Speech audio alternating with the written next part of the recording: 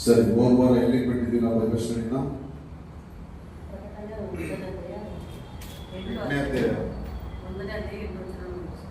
8 ವಚನಕ್ಕೆ ಮುಗಿಸಿದ್ವಿ ನಾವು. ಸರಿ, ಹೋದ ವಾರದ ಪ್ರಶ್ನೆ ಇದೆಯಾ? ಏನಿಲ್ಲ, ಇದ್ರೂ ನೀವು ಕೇಳಲ್ಲ, ನಾನೇ ಹೇಳಬೇಕು. ಸರಿ, ನಾವಿವತ್ತು 9ನೇ ವಚನದಿಂದ ನಾವು ಬೈಬಲ್ ಸ್ಟಡಿ ಮಾಡ್ಕೊಂಡ್ರಿ. ನಾವು ಇಂದು ಪ್ರಕಟಣೆ ಗ್ರಂಥ 1ನೇ ಅಧ್ಯಾಯದ 9ನೇ ವಚನದಿಂದ ನಾವು ಇವತ್ತು ಬೈಬಲ್ ಸ್ಟಡಿ ಮಾಡ್ಲಿಕ್ಕಿದ್ದೇವೆ. ಸರಿ, 9ನೇ ವಚನ ಓದ್ತೀನಿ, ಕೇಳಿಸ್ಕೊಡ್ರಿ. ನಿಮ್ಮ ಸಹೋದರನು ಯೇಸು ಕ್ರಿಸ್ತನ ನಿಮಿತ್ತ ಸಂಕಟದಲ್ಲಿ, ರಾಜ್ಯದಲ್ಲಿ, ತಾಳ್ಮೆಯಲ್ಲಿ ಜೊತೆಗಾರನೂ ಆಗಿರುವ ಯೋಹಾನನೆಂಬ ನಾನು ದೇವರ ವಾಕ್ಯಕ್ಕೋಸ್ಕರವೂ ಯೇಸು ಕ್ರಿಸ್ತನ ವಿಷಯವಾದ ಸಾಕ್ಷಿಗೋಸ್ಕರವೂ ಪದ್ಮೋಸ್ ಎಂದು ಕರೆಯಲ್ಪಟ್ಟ ದ್ವೀಪದಲ್ಲಿದ್ದೆನು. ಸರಿ, ಈಗ ಈ ವಾಕ್ಯ ಭಾಗ ಪ್ರಾರಂಭ ಆಗದೆ ಯಾವುದರಿಂದ? ನಿಮ್ಮ ಸಹೋದರನು ಅನ್ನುವಂತ ಪದದಿಂದ ಸ್ಟಾರ್ಟ್ ಆಗ್ತದೆ. ಸರಿ, ಈ ಸಹೋದರ ಅಂದ್ರೆ ಏನು ಕೇಳಿಸ್ಕೊಂಡ್ರೆ ಅಲ್ಲ, ಅವನು ಹೇಳ್ತಾನೆ ನಿಮ್ಮ ಸಹೋದರನು ಅಂತ ಹೇಳಿ ಹೇಳ್ತಾನೆ. ಯಾರಿದನ್ನು ಹೇಳ್ತಾ ಇರೋದು? ಯೋಹಾನನು ಇದನ್ನು ಹೇಳ್ತಾ ಇದ್ದಾನೆ. ಸರಿ, ಸಹೋದರ ಅಂದ್ರೆ ಏನಂತ ನೋಡ್ಬೇಕಾದ್ರೆ, ಈಗ ಈ ಸಹೋದರ ಅನ್ನುವಂಥದ್ದು 2 ಪದಗಳಿಂದ ಮಾಡಲ್ಪಟ್ಟ ಒಂದು ಪದ. ಅದ್ಯಾವುದಪ್ಪ ಅಂದ್ರೆ ಸಹ ಮತ್ತು ಉದರ. ಸಹ ಮತ್ತು ಉದರ ಅನ್ನುವಂತ 2 ಪದದಿಂದ ಸಹೋದರ ಎಂಬ ಪದ ಆಗಿದೆ. ಈಗ ಸಹೋದರ ಅನ್ನುವಂತ ಪದ ಇದೆಯಲ್ಲ, ಇದು ಈ 2 ಪದಗಳಿಂದ ಆಗಿದೆ. ಈಗ ಸಹ ಅಂದ್ರೆ ಏನಪ್ಪಾ ಅಂದ್ರೆ ನೋಡ್ರಿ, ಸಹ ಅಂದ್ರೆ ಅದರ ಅರ್ಥ ಏನಪ್ಪಾ ಅಂದ್ರೆ ಜೊತೆಯಲ್ಲಿ, ಕೂಡ, ಸಮೇತವಾಗಿ ಎಂದು ಅದರ ಅರ್ಥ. ಉದರ ಅಂದ್ರೆ ಹೊಟ್ಟೆ ಅಂತೇಳಿ. ಸಹ ಉದರ ಅನ್ನುವಂತ ಪದದ ಅರ್ಥ ಹೇಳ್ತಾ ಇದ್ದೇನೆ. ಸಹ ಅಂದ್ರೆ ಜೊತೆಯಲ್ಲಿ, ಕೂಡ, ಸಮೇತವಾಗಿ ಎಂದು. ಉದರ ಅಂದ್ರೆ ಹೊಟ್ಟೆ, ಜಠರ ಎಂದು ಅದರ ಅರ್ಥ. ಸರಿ, ಈಗ ನಾ ಹೇಳೋ ಜಾಗ್ರತೆ ಕೇಳಿಸ್ಕೊಳ್ಳಿ. ಸಹೋದರ ಅಂದ್ರೆ ಆ ಪದದ ಅರ್ಥ ಏನಪ್ಪ ಅಂದ್ರೆ ಎರಡನ್ನು ಸೇರಿಸಿ ಹೊಟ್ಟೆಯಲ್ಲಿ ಜೊತೆಯಾಗಿ ಹುಟ್ಟಿದವನು ಎಂದು ಅದರ ಅರ್ಥ. ಏನದರ ಅರ್ಥ? ಹೊಟ್ಟೆಯಲ್ಲಿ ಜೊತೆಯಾಗಿ ಹುಟ್ಟಿದವನು ಅಂತೇಳಿ, ಅಥವಾ ಹುಟ್ಟಿದವಳು ಅಂತೇಳಿ. ಸಹೋದರ ಅಂದ್ರೆ ಹೊಟ್ಟೆಯಲ್ಲಿ ಜೊತೆಯಾಗಿ ಹುಟ್ಟಿದವನು ಅಂತೇಳಿ, ಸಹೋದರಿ ಅಂದ್ರೆ ಹೊಟ್ಟೆಯಲ್ಲಿ ಜೊತೆಯಾಗಿ ಹುಟ್ಟಿದವಳು ಅಂತ ಹೇಳಿ ಅದರ ಅರ್ಥ. ಸರಿ, ತಾಯಿ ಹೊಟ್ಟೆಯಲ್ಲಿ ಜೊತೆಯಾಗಿ ಹುಟ್ಟಿದವನು ಸಹೋದರ ಅಂತ. ಸರಿ, ಈಗ ಇಲ್ಲಿ ಹೇಳಿರುವ ಹಾಗೆ ಹೇಗೆ ಸಹೋದರ ಆಗ್ತಾನೆ? ಈಗ ನಾವು ಒಂದೇ ತಾಯಿ ಮಕ್ಕಳಿಗೆ ನಾವೇನ್ ಹೇಳ್ತೀವಿ? ನಾವು ಸಹೋದರರು, ಸಹೋದರಿಯರು ಅಂತ ನಾವು ಹೇಳ್ತೇವೆ. ಈಗ ಯೋಹಾನನು ಹೇಳ್ತಾ ಇದ್ದಾರೆ ನಿಮ್ಮ ಸಹೋದರ ಅಂತ ಹೇಳಿದಾಗ, ಇವ್ರು ಯಾವ ರೀತಿಯಲ್ಲಿ ಸಹೋದರ ಆಗ್ತಾರೆ? ಏನು ಅವ್ರ ತಾಯಿ ಹೊಟ್ಟೆಯಲ್ಲಿ ಇವ್ರು ಹುಟ್ಟಿದ್ರ, ಅಥವಾ ಇವನ್ ತಾಯಿ ಹೊಟ್ಟೆಯಲ್ಲಿ ಅವನು ಹುಟ್ಟಿದ್ನ? ಏನಾಯ್ತು ಅಂತ ನೋಡ್ಬೇಕಾದ್ರೆ ನೋಡ್ರಿ, ಜಾಗ್ರತೆ ಕೇಳಿಸ್ಕೊಡ್ರಿ. ಹೊಟ್ಟೆ ಹಂಚಿಕೊಂಡು ಹುಟ್ಟಿದವನು ಸಹೋದರ. ಯೇಸುವಿನ ರಕ್ತ ಹಂಚಿಕೊಂಡು ಹುಟ್ಟಿದವನು ಸಹೋದರ. ಈಗ ನಾಳೆ ಜಾಗ್ರತೆ ಕೇಳಿಸ್ಕೊ, ಹೊಟ್ಟೆ ಹಂಚಿಕೊಂಡು ಹುಟ್ಟಿದವನು ಸಹೋದರ. ನಾವು ಸಹೋದರ ಸಹೋದರಿಯರಾಗ್ತೇವೆ. ಇಲ್ಲಿ ಹೇಳಲ್ಪಟ್ಟಂತ ಆ ಸಹೋದರ ಯಾರಪ್ಪ ಅಂದ್ರೆ ಯೇಸುವಿನ ರಕ್ತ ಹಂಚಿಕೊಂಡು ಹುಟ್ಟಿದವನು ನಿಮ್ಮ ಸಹೋದರ. ಅಂದ್ರೆ ಯೇಸುವಿನ ರಕ್ತದಿಂದ ತೊಳೆಯಲ್ಪಟ್ಟು ಅದರಿಂದ ಹುಟ್ಟಿದಂತ ಅಥವಾ ಅದನ್ನು ಹಂಚಿಕೊಂಡು ಹುಟ್ಟಿದ ಸಹೋದರ ಅಂತ ಹೇಳಿ ಮಾತಾಡ್ತಾರೆ. ಜಾಗ್ರತೆ ಕೇಳಿಸ್ಕೊಳ್ಳಿ. ಹೊಟ್ಟೆ ಹಂಚಿಕೊಂಡು ಹುಟ್ಟಿದವನ ಸಂಬಂಧ ಈ ಲೋಕದಲ್ಲಿ ಅಷ್ಟೇ. ಅಂದ್ರೆ ಈಗ ತಾಯಿ ಗರ್ಭನ ಯಾರೆಲ್ಲ ಹಂಚ್ಕೊಂಡು ಹುಟ್ಟಿರ್ತಾರಲ್ಲ ಅವರೆಲ್ಲ ಅವ್ರ ಸಂಬಂಧ ಎಲ್ಲಿ ತನಕ ಇರ್ತದೆ? ಈ ಲೋಕದಲ್ಲಿ ಮಾತ್ರ ಇರ್ತದೆ. ಆದ್ರೆ ಯೇಸುವಿನ ರಕ್ತ ಹಂಚಿಕೊಂಡು ಹುಟ್ಟಿದವನು ಶಾಶ್ವತವಾಗಿ ಯುಗಾಂತರಕ್ಕೂ ಇರ್ತದೆ. ಈ ಸಂಬಂಧ ಕದಲು ಹೋಗಲ್ಲ. ಇದು ಬಹಳ ಸ್ಟ್ರಾಂಗ್ ಆದಂತ ಸಂಬಂಧ. ಅದಕ್ಕೆ ಸೈತಾನ ಏನ್ ಮಾಡ್ತಾನಂದ್ರೆ ಆದಷ್ಟು ಮಟ್ಟಕ್ಕೆ ಈ ಲೋಕದೊಳಗೆ ಈ ಸಂಬಂಧ ಒಡೆದು ಹಾಳು ಮಾಡಕ್ ಟ್ರೈ ಮಾಡ್ತಾನೆ. ಯಾವ ಸಂಬಂಧ? ಯೇಸುವಿನ ರಕ್ತದಿಂದ ಹಂಚಲ್ಪಟ್ಟಂತ ಅಥವಾ ಯೇಸುವಿನ ರಕ್ತವನ್ನ ಹಂಚಿಕೊಂಡು ಜೀವಿಸುವಂತ ಆ ಸಹೋದರತ್ವವನ್ನ ಸೈತಾನ ಹೊಡೆಯೋದಕ್ಕೆ ಟ್ರೈ ಮಾಡ್ತಾನೆ. ಯಾಕಂದ್ರೆ ಈ ಸಂಬಂಧ ಅನ್ನೋದು ತೆಗೆದು ಹಾಕಲ್ಪಡೋದೇ ಇಲ್ಲ. ನೋಡ್ರಿ, ನಾ ಹೇಳಕ್ ಕೇಳಿಸ್ಕೊಡು. ಯೇಸುವಿನ ರಕ್ತದಲ್ಲಿ ತೊಳೆಯಲ್ಪಟ್ಟವರ ಸಂಬಂಧ ತೆಗೆದು ಹಾಕಕ್ಕಾಗಲ್ಲ. ಅದನ್ನ ಯಾರು ತೆಗೆದಾಕಕ್ಕಾಗಲ್ಲ. ಯಾರೆಲ್ಲ ಯೇಸುವಿನ ರಕ್ತ ತೊಳೆಯಲ್ಪಟ್ಟಿರ್ತಾರೋ ಅವರೆಲ್ಲ ಯೇಸುವಿನ ಶರೀರ ಆಗಿರ್ತಾರೆ, ದೇಹ ಆಗಿರ್ತಾರೆ. ಈಗ ದೇಹನೂ ಬೇರೆ ಮಾಡಕ್ಕಾಗಲ್ಲ. ಯೇಸುವಿನ ರಕ್ತದಿಂದ ತೊಳೆಯಲ್ಪಟ್ಟವನ್ನೂ ಸಹ ಬೇರೆ ಮಾಡಕ್ಕಾಗಲ್ಲ. ಯೇಸುವಿನ ರಕ್ತ ತೊಳೆಯಲ್ಪಟ್ಟು ಯೇಸುವಿನ ದೇಹದ ಅಂಗಗಳಾದವನ್ನು ಸಹ ಒಡೆದಾಗಲ್ಲ ಅಥವಾ ವಿಭಾಗ ಮಾಡಕ್ಕಾಗಲ್ಲ. ಆದ್ರೆ ಸೈತಾನ ಏನ್ ಮಾಡ್ತಾರಪ್ಪ ಅಂದ್ರೆ ನಾವಾಗಿ ನಾವೇ ಒಡ್ಕೊಂಡು ಹೋಗೋ ರೀತಿಯಲ್ಲಿ ಇದನ್ನ ಮಾಡಿ ಮುಗಿಸ್ಬಿಡ್ತಾರೆ. ಸರಿ, ಅದಕ್ಕಿಂತ ಮೊದಲು ಇನ್ನೊಂದು ವಿಷಯ ಮಾತಾಡೋಣ, ಹೇಳ್ಬಿಡ್ತೀನಿ, ಕೇಳಿಸ್ಕೊಳ್ಳಿ. ಈಗ ಸಹೋದರ ಅಂತೇಳಿ ಅಪೊಸ್ತಲನಾದ ಯೋಹಾನ ಹೇಳ್ತಾ ಇದ್ದಾನಂದ್ರೆ ಯೇಸುವಿನ ರಕ್ತ ತೊಳೆಯಲ್ಪಟ್ಟಂತವನು ಯೋಹಾನನಿಗೆ ಸಹೋದರ ಆಗ್ತಾನೆ. ಹಾಗಾದ್ರೆ ಇದು ಏನನ್ನು ತೋರಿಸ್ತದೆ? ನೇರವಾಗಿ ಯೇಸುವಿನ ರಕ್ಷಣೆಯನ್ನ, ಅಥವಾ ಯೇಸುವಿನ ರಕ್ಷಣೆ ಅಲ್ಲ, ಯೇಸುವಿನ ನಂಬಿಕೆ ಇಟ್ಟಂತ ನಮ್ಮ ರಕ್ಷಣೆ ತೋರಿಸ್ತದೆ.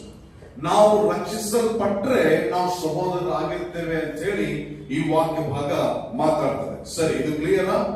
ಇದು ಕ್ಲಿಯರ್ ಆದ್ರೆ ನಾವು ಮುಂದೆ ಹೋಗೋಣ. ಸಹೋದರ ಅಂದ್ರೆ ಸಹೋದರ ಅಂದ್ರೆ ಹೊಟ್ಟೆಯನ್ನ ಹಂಚಿಕೊಂಡು ಹುಟ್ಟಿದವನು ಅಂತ ಹೇಳಿ. ಈಗ ಈ ಲೋಕದಲ್ಲಿರುವಂತ ನಾವೆಲ್ಲ ಹೊಟ್ಟೆಯನ್ನು ಹಂಚಿಕೊಂಡು ಹುಟ್ಟಿದವರು. ಬಟ್ ಕ್ರಿಸ್ತನಲ್ಲಿ ನಾವು ಏನಾಗಿದ್ದೇವೆ? ಯೇಸುವಿನ ರಕ್ತವನ್ನು ಹಂಚಿಕೊಂಡು ನಾವು ಹುಟ್ಟಿದ್ದೇವೆ. ಹಾಗಾಗಿ ಈ ಲೋಕದಲ್ಲಿ ತಾಯಿ ಗರ್ಭವನ್ನು ಹಂಚಿಕೊಂಡು ಹುಟ್ಟಿದವರು, ಅವರ ಸಂಬಂಧ ಲೋಕದಲ್ಲಿ ಅಂತ್ಯ ಆಗ್ತದೆ. ಬಟ್ ಯೇಸುವಿನ ರಕ್ತದಿಂದ, ಯೇಸುವಿನ ರಕ್ತವನ್ನು ಹಂಚಿಕೊಂಡು ಹುಟ್ಟಿದವನು ಸಂಬಂಧ ಯುಗಾಂತರ ತನಕ ಇರ್ತದೆ. ಅದಕ್ಕೆ ಸೈತಾನ ಏನ್ ಮಾಡ್ತಾನಂದ್ರೆ ಆದಷ್ಟು ಮಟ್ಟಿಗೆ ಅದನ್ನ ಹೊಡೆದು ಮುಗಿಸೋದಕ್ಕೆ ಟ್ರೈ ಮಾಡ್ತಾನೆ. ಸರಿ, ಅದೇ 9ನೇ ವಚನದಲ್ಲಿ ನೋಡ್ರಿ, ಕೆಳಗ ವಾಕ್ಯ ಹೇಳ್ತದೆ ನಿಮ್ಮ ಜೊತೆಗಾರನು ಅಂತ ಹೇಳಿ ಮಾತಾಡ್ತಾರೆ. ಜೊತೆಗಾರನು ನೋಡ್ರಿ, ನಿಮ್ಮ ಸಹೋದರನು ಅಂತ ಹೇಳಿ ಮುಗಿಸಿದ ಮೇಲೆ ಯೇಸು ಕ್ರಿಸ್ತನ ನಿಮಿತ್ತ ಸಂಕಟದಲ್ಲಿ, ರಾಜ್ಯದಲ್ಲಿ, ತಾಳ್ಮೆಯಲ್ಲಿ ಜೊತೆಗಾರನ ಪದ ನಾನೆಲ್ಲ ಹೆಂಗ್ ಬರ್ತಿದ್ದೀನೋ ಹಂಗೆ ಬರ್ಕೊಡ್ರಿ. ಜೊತೆಗಾರನು ಯಾವುದ್ರಲ್ಲಿ ಜೊತೆಗಾರನು ಅಂದ್ರೆ ನಿಮ್ ಜೊತೆಗಾರ ಅಂದ್ರೆ ಯಾವ್ದ್ರಲ್ಲಿ ನಿಮ್ ಜೊತೆಗಿರ್ತೀಯಪ್ಪ ಅಂದ್ರೆ ಯೇಸು ಕ್ರಿಸ್ತನ ನಿಮಿತ್ತ ಸಂಕಟದಲ್ಲಿ ಜೊತೆಗಾರನು, ರಾಜ್ಯದಲ್ಲಿ ಜೊತೆಗಾರನು, ತಾಳ್ಮೆಯಲ್ಲಿಯೂ ಜೊತೆಗಾರನು. ನೋಡ್ರಿ, ಇಂಥ ವಿಶ್ವಾಸ ಬೇಕು, ಇಂಥ ವಿಶ್ವಾಸಗಳು ಬೇಕು. ನಾನು ಇವಾಗ ಧ್ಯಾನ ಮಾಡ್ತಿದ್ದಾಗ ನನ್ಗೆ ಏನನ್ನಿಸ್ತು ಅಂದ್ರೆ ಇಂಥ ವಿಶ್ವಾಸಿಗಳು ಬೇಕು. ಅಂದ್ರೆ ಸಂಕಟದಲ್ಲಿ ಜೊತೆಯಾಗಿರುವಂತವರು, ರಾಜ್ಯದಲ್ಲಿ ಜೊತೆಯಾಗಿರುವಂತವರು, ತಾಳ್ಮೆಯಲ್ಲಿಯೂ ಜೊತೆಯಾಗಿರುವಂತವರು. ಈ 3 ವಿಷಯ ಯಾರ ನಿಮಿತ್ತವಾಗಿ ಇರ್ತಾರವರು?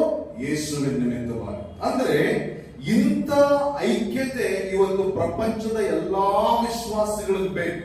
ಇಂಥ ಐಕ್ಯತೆ, ಇಂಥ ಸಂಬಂಧ, ಇಂಥ ಸಹಿಸುವಿಕೆ ನಿಜವಾಗ್ಲೂ ಬೇಕು. ಕೇಳಿಸ್ಕೊಳ್ರಿ, ಸಹೋದರನು ಅಂದ್ರೆ ಒಡೆದು ಹಾಕದೇ ಇರುವಂತ ಸಂಬಂಧವನ್ನು ಒಡೆದು ಹಾಕದೇ ಇರುವಂತ ಒಂದು ಗಟ್ಟಿಯಾದ ಸಂಬಂಧ. ಮತ್ತೆ ಜೊತೆಗಾರನು ಅಂದಾಗ ಎಲ್ಲಾದನ್ನು ಜೊತೆಯಾಗಿರುವಂತದ್ದು. ಇಂಥ ಐಕ್ಯತೆ ಯಾರಿಗೆ ಬೇಕು ರೀ? ದೇವರ ಮಕ್ಕಳಿಗೆ ಬೇಕು. ಆಮೇಲೆ ವಾಕ್ಯ ಹೇಳ್ತೇನೆ ಅಂದ್ರೆ ಪದ್ಮೋಸ್ ದ್ವೀಪದಲ್ಲಿದ್ದೆನು ಅಂತ ಹೇಳಿ ಬರೆಯಲ್ಪಟ್ಟಿದ್ದಾನೆ. ಇಂಗ್ಲಿಷ್ ಅಲ್ಲಿ ಬರೆದಿದ್ದೇನೆ ಅದನ್ನ. ಪದ್ಮೋಸ್ ಅನ್ನುವಂತ ಪದ ಇಂಗ್ಲಿಷ್ ಅಲ್ಲಿ ಬರೆದಿದ್ದೇನೆ. ಪದ್ಮೋಸ್ ದ್ವೀಪದಲ್ಲಿದ್ದೆನು ಅಂತ ಹೇಳಿ ಅವನು ಹೇಳ್ತಾನೆ. ಯಾಕಲ್ಲಿದ್ದ ಅವನು? ಯಾಕೆ ಪದ್ಮೋಸ್ ದ್ವೀಪದಲ್ಲಿದ್ದ ಅವನು? ದೇವರ ವಾಕ್ಯಕ್ಕೋಸ್ಕರವೂ ಯೇಸು ಕ್ರಿಸ್ತನ ಸಾಕ್ಷಿಗೋಸ್ಕರ. ಇಲ್ಲೊಬ್ಬ ವ್ಯಕ್ತಿ ಒಂದು ದ್ವೀಪದಲ್ಲಿ ಬಿದ್ದಿದ್ದ. ಯಾವುದಕ್ಕೋಸ್ಕರ? ದೇವರ ವಾಕ್ಯಕ್ಕೋಸ್ಕರವೂ ಯೇಸು ಕ್ರಿಸ್ತನ ಸಾಕ್ಷಿಗೋಸ್ಕರ. ಅಂದ್ರೆ ದೇವರ ಕುರಿತಾದಂತ ಆ ಒಂದು ವಿಷಯವನ್ನ ಸಾರೋದ್ರಲ್ಲಿ ಅವ್ರು ಯಾವತ್ತೂ ಸಹ ಹಿಂದೆ ಮುಂದೆ ಮಾಡಲಿಲ್ಲ. ಓಕೆ, ನಾವೀಗ ಇಲ್ಲಿ ವಾಕ್ಯ ಭಾಗದಲ್ಲಿ ಎಲ್ಲ ಅಕ್ಷರ ಕಲ್ತ್ಕೊಂಡಿದ್ದೀವಿ. ಫಸ್ಟ್ ಏನ್ರಿ? ಸಹೋದರ, ನಿಮ್ಮ ಸಹೋದರ. ಎರಡನೇದೇನು? ಜೊತೆಗಾರನು. ಮೂರನೇದೇನು? ಪದ್ಮೋಸ್ ದ್ವೀಪದಲ್ಲಿದ್ದನು. ಅಂದ್ರೆ ಯಾಕಕ್ಕೋಸ್ಕರ ಪದ್ಮೋಸ್ ದ್ವೀಪದಲ್ಲಿದ್ದಾನೆ? ದೇವರ ವಾಕ್ಯಕ್ಕೋಸ್ಕರವೂ ಯೇಸು ಕ್ರಿಸ್ತನ ಸಾಕ್ಷಿಗೋಸ್ಕರ. ನಾನು ಕರ್ತನ ದಿನದಲ್ಲಿ ಆತ್ಮನ ವಶದಲ್ಲಿದ್ದಾಗ ನನ್ನ ಹಿಂದುಗಡೆ ತುತ್ತೂರಿಯ ಶಬ್ದದಂತಿರುವ ಮಹಾಶಬ್ದವನ್ನ ಕೇಳಿದ್ನು. ಈಗ ಇದರಲ್ಲಿ ಒಂದೊಂದೇ ಪದವನ್ನ ನಾವು ಧ್ಯಾನ ಮಾಡ್ಕೊಂಡ್ರಿ. ವರ್ಸ್ 10, 10ನೇ ವಚನ ಅಲ್ಲಿ ಹೇಳ್ತದೆ, ನಾನು ಕರ್ತನ ದಿನದಲ್ಲಿ ಅನ್ನುವಂತ ಪದ ಮಾತಾಡಲ್ಪಟ್ಟದೆ. ಕರ್ತನ ದಿನದಲ್ಲಿ ಅಂತ ಹೇಳಿ ಮಾತಾಡಲ್ಪಟ್ಟದೆ. ಆ ದಿನ ಯಾವ್ದಪ್ಪ ಅಂದ್ರೆ ಯೇಸು ಕ್ರಿಸ್ತನು ಪುನರುತ್ಥಾನಗೊಂಡಂತ ದಿನ. ಕರ್ತನ ದಿನ ಅಂದ್ರೆ ಯೇಸು ಕ್ರಿಸ್ತನು ಸತ್ತು ಹೂಣಲ್ಪಟ್ಟು 3ನೇ ದಿನದಲ್ಲಿ ಮೃತ್ಯುಂಜಯನಾಗಿದ್ದಲ್ಲ, ಆತನು ಯಾವಾಗಿದ್ದ? ವಾರದ ಮೊದಲನೇ ದಿನದಲ್ಲಿ. ಅಂದ್ರೆ ಭಾನುವಾರದಂದು ಆತನು ಎದ್ದ. ಅದಕ್ಕೆ ರೆಫರೆನ್ಸ್ ನಾವೆಲ್ಲಿ ನೋಡ್ತೇವೆ? ಯೋಹಾನ್ ಬರೆದ ಸುವಾರ್ತೆ 20ನೇ ಅಧ್ಯಾಯದ 19ನೇ ವಚನ, ಅಪೊಸ್ತಲರ ಕೃತ್ಯಗಳು 20ನೇ ಅಧ್ಯಾಯದ 7ನೇ ವಚನ, 1 ಕೊರಿಂಥದವರಿಗೆ ಬರೆದ ಪತ್ರಿಕೆ 16ನೇ ಅಧ್ಯಾಯದ 1-2ನೇ ವಚನ. ಇಲ್ಲಿ ಕರ್ತನ ದಿನ ಅಂದ್ರೆ ಯೇಸು ಕ್ರಿಸ್ತನು ಪುನರುತ್ಥಾನವಾದಂತ ರೆಸರೆಕ್ಟೆಡ್ ಡೇ, ಯೇಸು ಕ್ರಿಸ್ತನ ಪುನರುತ್ಥಾನದ ದಿನ ಅದು ಆಗಿದೆ. ಸರಿ, ನೆಕ್ಸ್ಟ್ ಪದ ಏನ್ ನೋಡ್ತೀವಿ ಅಂದ್ರೆ ಆತ್ಮನ ವಶದಲ್ಲಿದ್ದಾಗ ಅಂತ ಹೇಳಿ ಮಾತಾಡ್ತಾರೆ. ಏನು? ಆತ್ಮನ ವಶದಲ್ಲಿದ್ದಾಗ ಅಂತ ಹೇಳಿ ಮಾತಾಡ್ತಾರೆ. ಈ ಆತ್ಮ ಯಾರು? ಯಾರು ಈ ಆತ್ಮ? ಈ ವಾಕ್ಯದ ಪ್ರಕಾರ ಈ ಆತ್ಮ ಯಾರು? ಪವಿತ್ರಾತ್ಮ ದೇವರು. ಅದನ್ನ ಯಾಕೆ ಹೇಳೋದಕ್ಕಿಷ್ಟು ಭಯ ಪಡ್ತೇವೆ? ಪವಿತ್ರಾತ್ಮ ದೇವರು, ಪವಿತ್ರಾತ್ಮ ದೇವರ ವಶದಲ್ಲಿದ್ದು ಅಂತ ಹೇಳಿದ್ರೆ ಅರ್ಥ ಏನು? ದೇವರಾತ್ಮನ ಕೈಯಲ್ಲಿದ್ದೆ ಅಂತ ನಾವು ಹೇಳ್ತಾ ಇದ್ದಾರೆ. ಅಂದ್ರೆ ವಶ ಅಂದ್ರೆ ಅಂತ ಹೇಳ್ತೀನಿ, ಕೇಳಿಸ್ಕೊಳ್ಳಿ. ವಶ ಅಂದ್ರೆ ಅಧೀನ ಮಾಡ್ಕೊಳ್ಳೋದು ಅಂತೇಳಿ, ಕೆಳಗಿರೋದು ಅಂತೇಳಿ ಅದರ ಅರ್ಥ. ಸ್ವಾಧೀನ ಮಾಡ್ಕೊಳ್ಳೋದು ಅಂತದ ಅರ್ಥ. ಈಗ ಅಪೊಸ್ತಲನಾದಂತ ಯೋಹಾನನು ಏನಾಗಿದ್ದ ಅಂದ್ರೆ ಸಂಪೂರ್ಣವಾಗಿ ಪವಿತ್ರಾತ್ಮನ ಸ್ವಾಧೀನದಲ್ಲಿದ್ದ. ಇನ್ಯಾವ ರೀತಿಯಲ್ಲಿ ಅವನಿರ್ಬೋದು ನೀವು ಒಂದ್ಸತಿ ಆಲೋಚನೆ ಮಾಡಿ. ಇದಾದ ಮೇಲೆ ಅಲ್ಲಿ ವಾಕ್ಯ ಹೇಳ್ತದೆ ನೋಡ್ರಿ, ವಶದಲ್ಲಿದ್ದಾಗ ನನ್ನ ಹಿಂದುಗಡೆ ತುತ್ತೂರಿಯ ಶಬ್ದದಿತ್ತಿರುವ ಮಹಾಶಬ್ದವನ್ನು ಕೇಳಿದನು. ತುತ್ತೂರಿಯ ಮಹಾಶಬ್ದವನ್ನು ಕೇಳಿದನು ಅಂತ ಹೇಳಿ ಮಾತಾಡ್ತಾರೆ. ಈ ತುತ್ತೂರಿ ಯಾವ್ದು ಸೂಚನೆ ಆಗಿದೆ? ತುತ್ತೂರಿ ಒಂದು ಸೂಚನೆ, ಗುರುತದು. ನೀವು ಯಾವಾಗ ನೆನಪಿಟ್ಕೊಳ್ರಿ, ಇಸ್ರಾಯೇಲ್ ದೇಶದೊಳಗೆ ಒಂದು ತುತ್ತೂರಿಯನ್ನು ಊದ್ತಾ ಇದ್ದಾರಂದ್ರೆ ಸುಮ್ನೆ ಊದ್ತಿರ್ಲಿಲ್ಲ. ಈಗ ಹಿಂದಿನ ಕಾಲದಲ್ಲಿ ತುತ್ತೂರಿ ಅಂತ ಹೇಳಿದ್ರೆ ನಿಮಗೆ ಅರ್ಥ ಆಗ್ತಿಲ್ಲ, ಗೊತ್ತಿಲ್ಲ. ನಮ್ಮ ದೇಶದೊಳಗೆ ಈ ಯುದ್ಧ ಮಾಡೋದಕ್ಕೆ ಹೋಗೋದಕ್ಕಿಂತ ಮೊದಲು ಹಿಂಗೆ ಉದ್ದಕ್ಕಿರುವಂತ ಒಂದು ಇದನ್ನ ಕಹಳೆ ಊದ್ತಾ ಇತ್ತು. ಕಹಳೆ ಊದೋದು ಅಂತ ಹೇಳ್ತಾರೆ. ಯುದ್ಧ ಇನ್ನೇನ್ ಸ್ಟಾರ್ಟ್ ಆಗ್ಬೇಕಂದಾಗ ಅದನ್ನ ಕಹಳೆ ಊದ್ತಾ ಇದ್ರು. ಪೂರ್ತಿ ಎಲ್ಲಾ ಸೈನ್ಯಕ್ಕೆ ಶಬ್ದ ಬರ್ತಾ ಇತ್ತು, ಸೌಂಡ್ ಗೊತ್ತಾಗ್ತಿತ್ತು. ಅದರಿಂದ ಏನ್ ಗೊತ್ತಾಗ್ತಿತ್ತಪ್ಪ ಅಂದ್ರೆ ಈಗ ಯುದ್ಧ ಸ್ಟಾರ್ಟ್ ಆಗ್ತದೆ ಅಂತ ಹೇಳಿ. ಅದೇ ರೀತಿಯಲ್ಲಿ ಇಸ್ರಾಯೇಲ್ ಜನರಲ್ಲಿ ಈ ತುತ್ತೂರಿ ಅನ್ನುವಂಥದ್ದು ಬಹಳ ಪ್ರಾಮುಖ್ಯವಾದದ್ದು. ಆ ದೇಶದೊಳಗೆ ಏನೇ ಆದ್ರೂ ಸಹ ತುತ್ತೂರಿಯಿಂದನೇ ಶಬ್ದವನ್ನ ಕೊಡ್ತಾ ಇದ್ರು. ಯುದ್ಧ ಆಗ್ಬೇಕಂದ್ರು, ಯುದ್ಧ ಆಗ್ತದಂದ್ರು, ಅಪಾಯ ಬರ್ತದಂದ್ರು ಏನಾಗ್ತದೆ, ತುತ್ತೂರಿಯ ಶಬ್ದವನ್ನ ಇಟ್ಕೊಳ್ತಾ ಇದ್ರು. ಇವತ್ತು ಇಸ್ರಾಯೇಲ್ ದೇಶದಲ್ಲಿ ಏನಿದೆಯಪ್ಪ ಅಂತ ಹೇಳಿದ್ರೆ ಕೇಳಿಸ್ಕೊಂಡು, ಇವತ್ತು ತುತ್ತೂರಿ ಎಲ್ಲ ಇವತ್ತೊಂದು ಸೈರನ್ ಸೌಂಡ್ ಇಟ್ಕೊಂಡಿದ್ದಾರೆ. ಅಲ್ಲೇನಾದ್ರು ಅಪಾಯ ಬರ್ತಂದ್ರೆ ಇಡೀ ದೇಶಕ್ಕೆ ಕೇಳೋ ರೀತಿಯಲ್ಲಿ ಸೈರನ್ ಆಗ್ತಾರೆ. ಸೈರನ್ ಆದ ತಕ್ಷಣ ಜನರು ಅಂತೇಳಿ ಹೋಗ್ಬಿಡ್ತಾರೆ. ಕೇಳಿಸ್ಕೊಡ್ರಿ, ಜಾಗ್ರತೆ ಕೇಳಿಸ್ಕೊಡ್ರಿ. ತುತ್ತೂರಿಯ ಮಹಾಶಬ್ದವನ್ನು ಕೇಳಿದ ಅರ್ಥ ಏನು? ಒಂದು ಸೂಚನೆ, ಏನೋ ಒಂದು ಸೂಚನೆ. ಸುಮ್ಮನೆ ತುತ್ತೂರಿ ಊದಲ್ಪಡಲ್ಲ. ತುತ್ತೂರಿ ಊದಿದ್ರೆ ಏನಾದ್ರೂ ಒಂದು ಅರ್ಥ ಇದ್ದೇ ಇರ್ತದೆ. ಈಗ ನಾನು ಕೆಳಗೆ ಹೇಳುವಂತ ವಿಷಯವನ್ನು ಕೇಳಿಸ್ಕೊಡಿ, ಇದು ಬಹಳ ಪ್ರಾಮುಖ್ಯವಾದ. ಈಗ ನಾನು ಇಲ್ಲಿ ಮಾತಾಡುವಂತ ವಿಷಯ ಇದು ಬಹಳ ಪ್ರಾಮುಖ್ಯವಾದ. ಸೆರೆಯಲ್ಲಿ ಇದ್ದುಕೊಂಡು, ಇದನ್ನು ಬರ್ಕೊಡ್ರಿ, ನಾನು ಹೆಂಗ್ ಬಂದ್ರೆ ನನಗೆ ಬರ್ಕೊಡ್ರಿ. ಯೋಹಾನನು ಸೆರೆಯಲ್ಲಿ ಇದ್ದುಕೊಂಡು, ಹಿಂಸೆಯಲ್ಲಿ ಇದ್ದುಕೊಂಡು, ಒಂಟಿಗನಾಗಿದ್ದು ಒಬ್ಬನೇ ದೇವರನ್ನ ಆರಾಧಿಸ್ತಾ ದೇವರಾತ್ಮನ ಅಧೀನದಲ್ಲಿದ್ದು. ನೋಡ್ರಿ, ಯೋಹಾನನು ಒಬ್ಬನೇ ಸೆರೆಯಲ್ಲಿದ್ದುಕೊಂಡು, ಹಿಂಸೆಯಲ್ಲಿದ್ದುಕೊಂಡು, ಒಂಟಿಯಾಗಿದ್ದು ಒಬ್ಬನೇ ದೇವರನ್ನ ಆರಾಧಿಸ್ತಾ ದೇವರಾತ್ಮನ ಅಧೀನದಲ್ಲಿದ್ದು ದೇವರ ದರ್ಶನ ಪಡೆದುಕೊಂಡ. ಅಂದ್ರೆ ಇಷ್ಟೆಲ್ಲ ಸಮಸ್ಯೆಗಳಿದ್ರು ಸಹ ಅವನು ದೇವರ ದರ್ಶನ ಪಡಿತಾನಂದ್ರೆ ಇವನದು ಇನ್ನೆಂಥ ಆತ್ಮಿಕ ಜೀವನ ಆಗಿರ್ಬೋದು. ಆಲೋಚನೆ ಮಾಡ್ರಿ. ಇವತ್ತು ನಮಗೆ ಬರೀ ಒಂದ್ ಸಮಸ್ಯೆ ಬಂದ್ರೆ ದೇವರಿದ್ದಾನೆ ಇರುವಂತ ಗೊತ್ತಾಗಲ್ಲ, ನಮಗೆ ಗೊತ್ತೇ ಆಗೋದಿಲ್ಲ. ಆದ್ರೆ ಯೋಹಾನನ್ಗೆ ಅವನು ಸೆರೆಮನೆಯಲ್ಲಿದ್ದ. ಎಲ್ಲಿದ್ದ ಅವನು? ಅವನು ಜೈಲಲ್ಲಿದ್ದ. ಈ ವಾಕ್ಯ ಹೇಳ್ಬೇಕಾದ್ರೆ, ಈ ವಾಕ್ಯ ಬರೀಬೇಕಾದ್ರೆ ಜೈಲಲ್ಲಿದ್ದ. ಅವನು ಜೈಲಲ್ಲಿ ಹಿಂಸೆ ಇತ್ತು. ಅವನು ಒಂಟಿಯಾಗಿದ್ದ. ಇವತ್ತು ಸಭೆ ವಿಶ್ವಾಸಗಳೆಲ್ಲರೂ ಇದ್ದಾವೆ. ಅವನು ಒಂಟಿಯಾಗಿದ್ದ. ಮತ್ತೆ ಒಬ್ಬನೇ ದೇವರ ಆರಾಧನೆ ಮಾಡ್ತಾ ಇದ್ದ. ಈ ದರ್ಶನ ಬಿಡಬೇಕಾದ್ರೆ ಯಾರು ಅಕ್ಕಪಕ್ಕ ಯಾರಾದ್ರೂ ಇದ್ರ ಅವನಿಗೆ? ಯಾರು ಇರಲಿಲ್ಲ. ಒಬ್ಬನೇ ಆರಾಧನೆ ಮಾಡ್ತಾ ಇದ್ದ. ಒಬ್ಬನೇ ಆರಾಧನೆ ಮಾಡ್ತಾ ದೇವರಾತ್ಮನ ಅಧೀನದಲ್ಲಿಟ್ಕೊಂಡು ದೇವರ ದರ್ಶನ ಪಡ್ಕೊಂಡ. ಇನ್ನು ಯಾವ ಮಟ್ಟಕ್ಕೆ ಅವನ ಆತ್ಮಿಕ ಜೀವಿತ ಇರಬೇಕು ನೋಡ್ರಿ. ಇದು ನಮ್ಮೆಲ್ಲರಿಗೂ ಪಾಠ ಇದೆ. ನಾವು ಬರೀ ಒಂದು ಸಮಸ್ಯೆ ಬಂದ್ರೆ ನಾವು ದೇವರನ್ನು ಇಟ್ಕೊಳ್ಳೋಕೆ ನಾವು ಕಷ್ಟಪಡ್ತೀವಿ. ನಾವು ಪ್ರಾರ್ಥನೆ ಮಾಡಕ್ ಮನಸ್ಸು ಆಗಲ್ಲ, ನಮಗೆ ನಂಬಿಕೆ ಇಡಕ್ ಮನಸ್ಸು ಆಗಲ್ಲ, ನಮ್ಗೆ ಏನೂ ಆಗಲ್ಲ. ಬಟ್ ಅವ್ನು ಇಷ್ಟೆಲ್ಲ ಇಟ್ಕೊಂಡು ದೇವರ ದರ್ಶನ ಪಡ್ಕೊಂಡು ಅಂದ್ರೆ ಅವ್ನ ಆತ್ಮಿಕ ಜೀವನ ಹೆಂಗಿರ್ಬೋದು, ಅವನಿಗೆ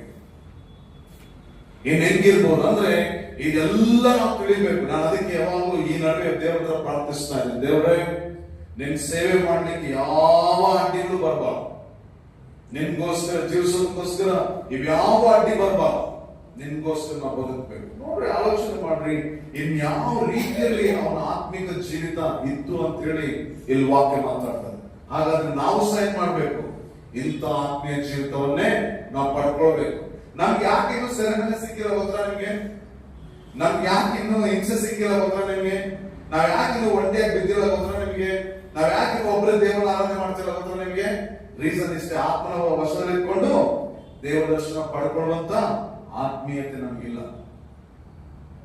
ಅದಕ್ಕೆ ನಮ್ಗೆ ಇಂಥ ಆತ್ಮಿಕತೆ ಬೇಕು. ಇಂಥ ಆತ್ಮಿಕತೆಯಲ್ಲಿ ನಾವು ಜೀವಿಸುವಂತವರು ಆಗಿರಬೇಕು. ಸರಿ, 11ನೇ ವಚನಕ್ಕೆ ಬರೋದು. 11ನೇ ವಚನ ಅಲ್ಲಿ ಹೀಗೆ ಹೇಳ್ತದೆ, ಅದು ನಾನೇ ಆಲ್ಫವು ಒಮೇಗವು, ಮೊದಲನೆಯವನು ಕಡೆಯವನು ಆಗಿದ್ದೇನೆ. ನೀನು ನೋಡಿದವುಗಳನ್ನು ಪುಸ್ತಕದಲ್ಲಿ ಬರೆದು ಆಸ್ಯದಲ್ಲಿನ ಎಫೆಸ, ಸ್ಮುರ್ನಾ, ಪೆರ್ಗಮ, ತುವತೈರ, ಸಾರ್ದಿಸ್, ಫಿಲದೆಲ್ಫಿಯಾ, ಲವೋದಿಕೀಯ ಎಂಬ ಈ 7 ಸಭೆಗಳಿಗೆ ಅದನ್ನು ಕಳುಹಿಸಬೇಕು ಎಂದು ಹೇಳಿದ್ನು. ಸರಿ, ಇದು ನಾನು ಬರೇ 2 ಮಾತಲ್ಲಿ ನಾನು ಮುಗಿಸ್ಬಿಡ್ತೇನೆ. ಅದು ಅಂದ್ರೆ ಏನದು? ಈಗೇನೋ ಒಂದು ಅದು ಅಂತ ಹೇಳಿ ಮಾತಾಡ್ತಾರೆ, ಅದು ಅಂತ ಹೇಳಿ ಸ್ಟಾರ್ಟ್. ಅದು ಅಂತ ಹೇಳಿದ್ರೆ ಅದು ಅಂದ್ರೆ ಏನು? ತುತ್ತೂರಿ ಶಬ್ದ. ಈಗ ಅಲ್ಲಿ ಅದು ಅಂತ ಹೇಳಿ 11ನೇ ವಚನದಲ್ಲಿ ಮೊದಲನೇ ಪದ ಬರೆಯಲ್ಪಟ್ಟது. ಅದೇನದು?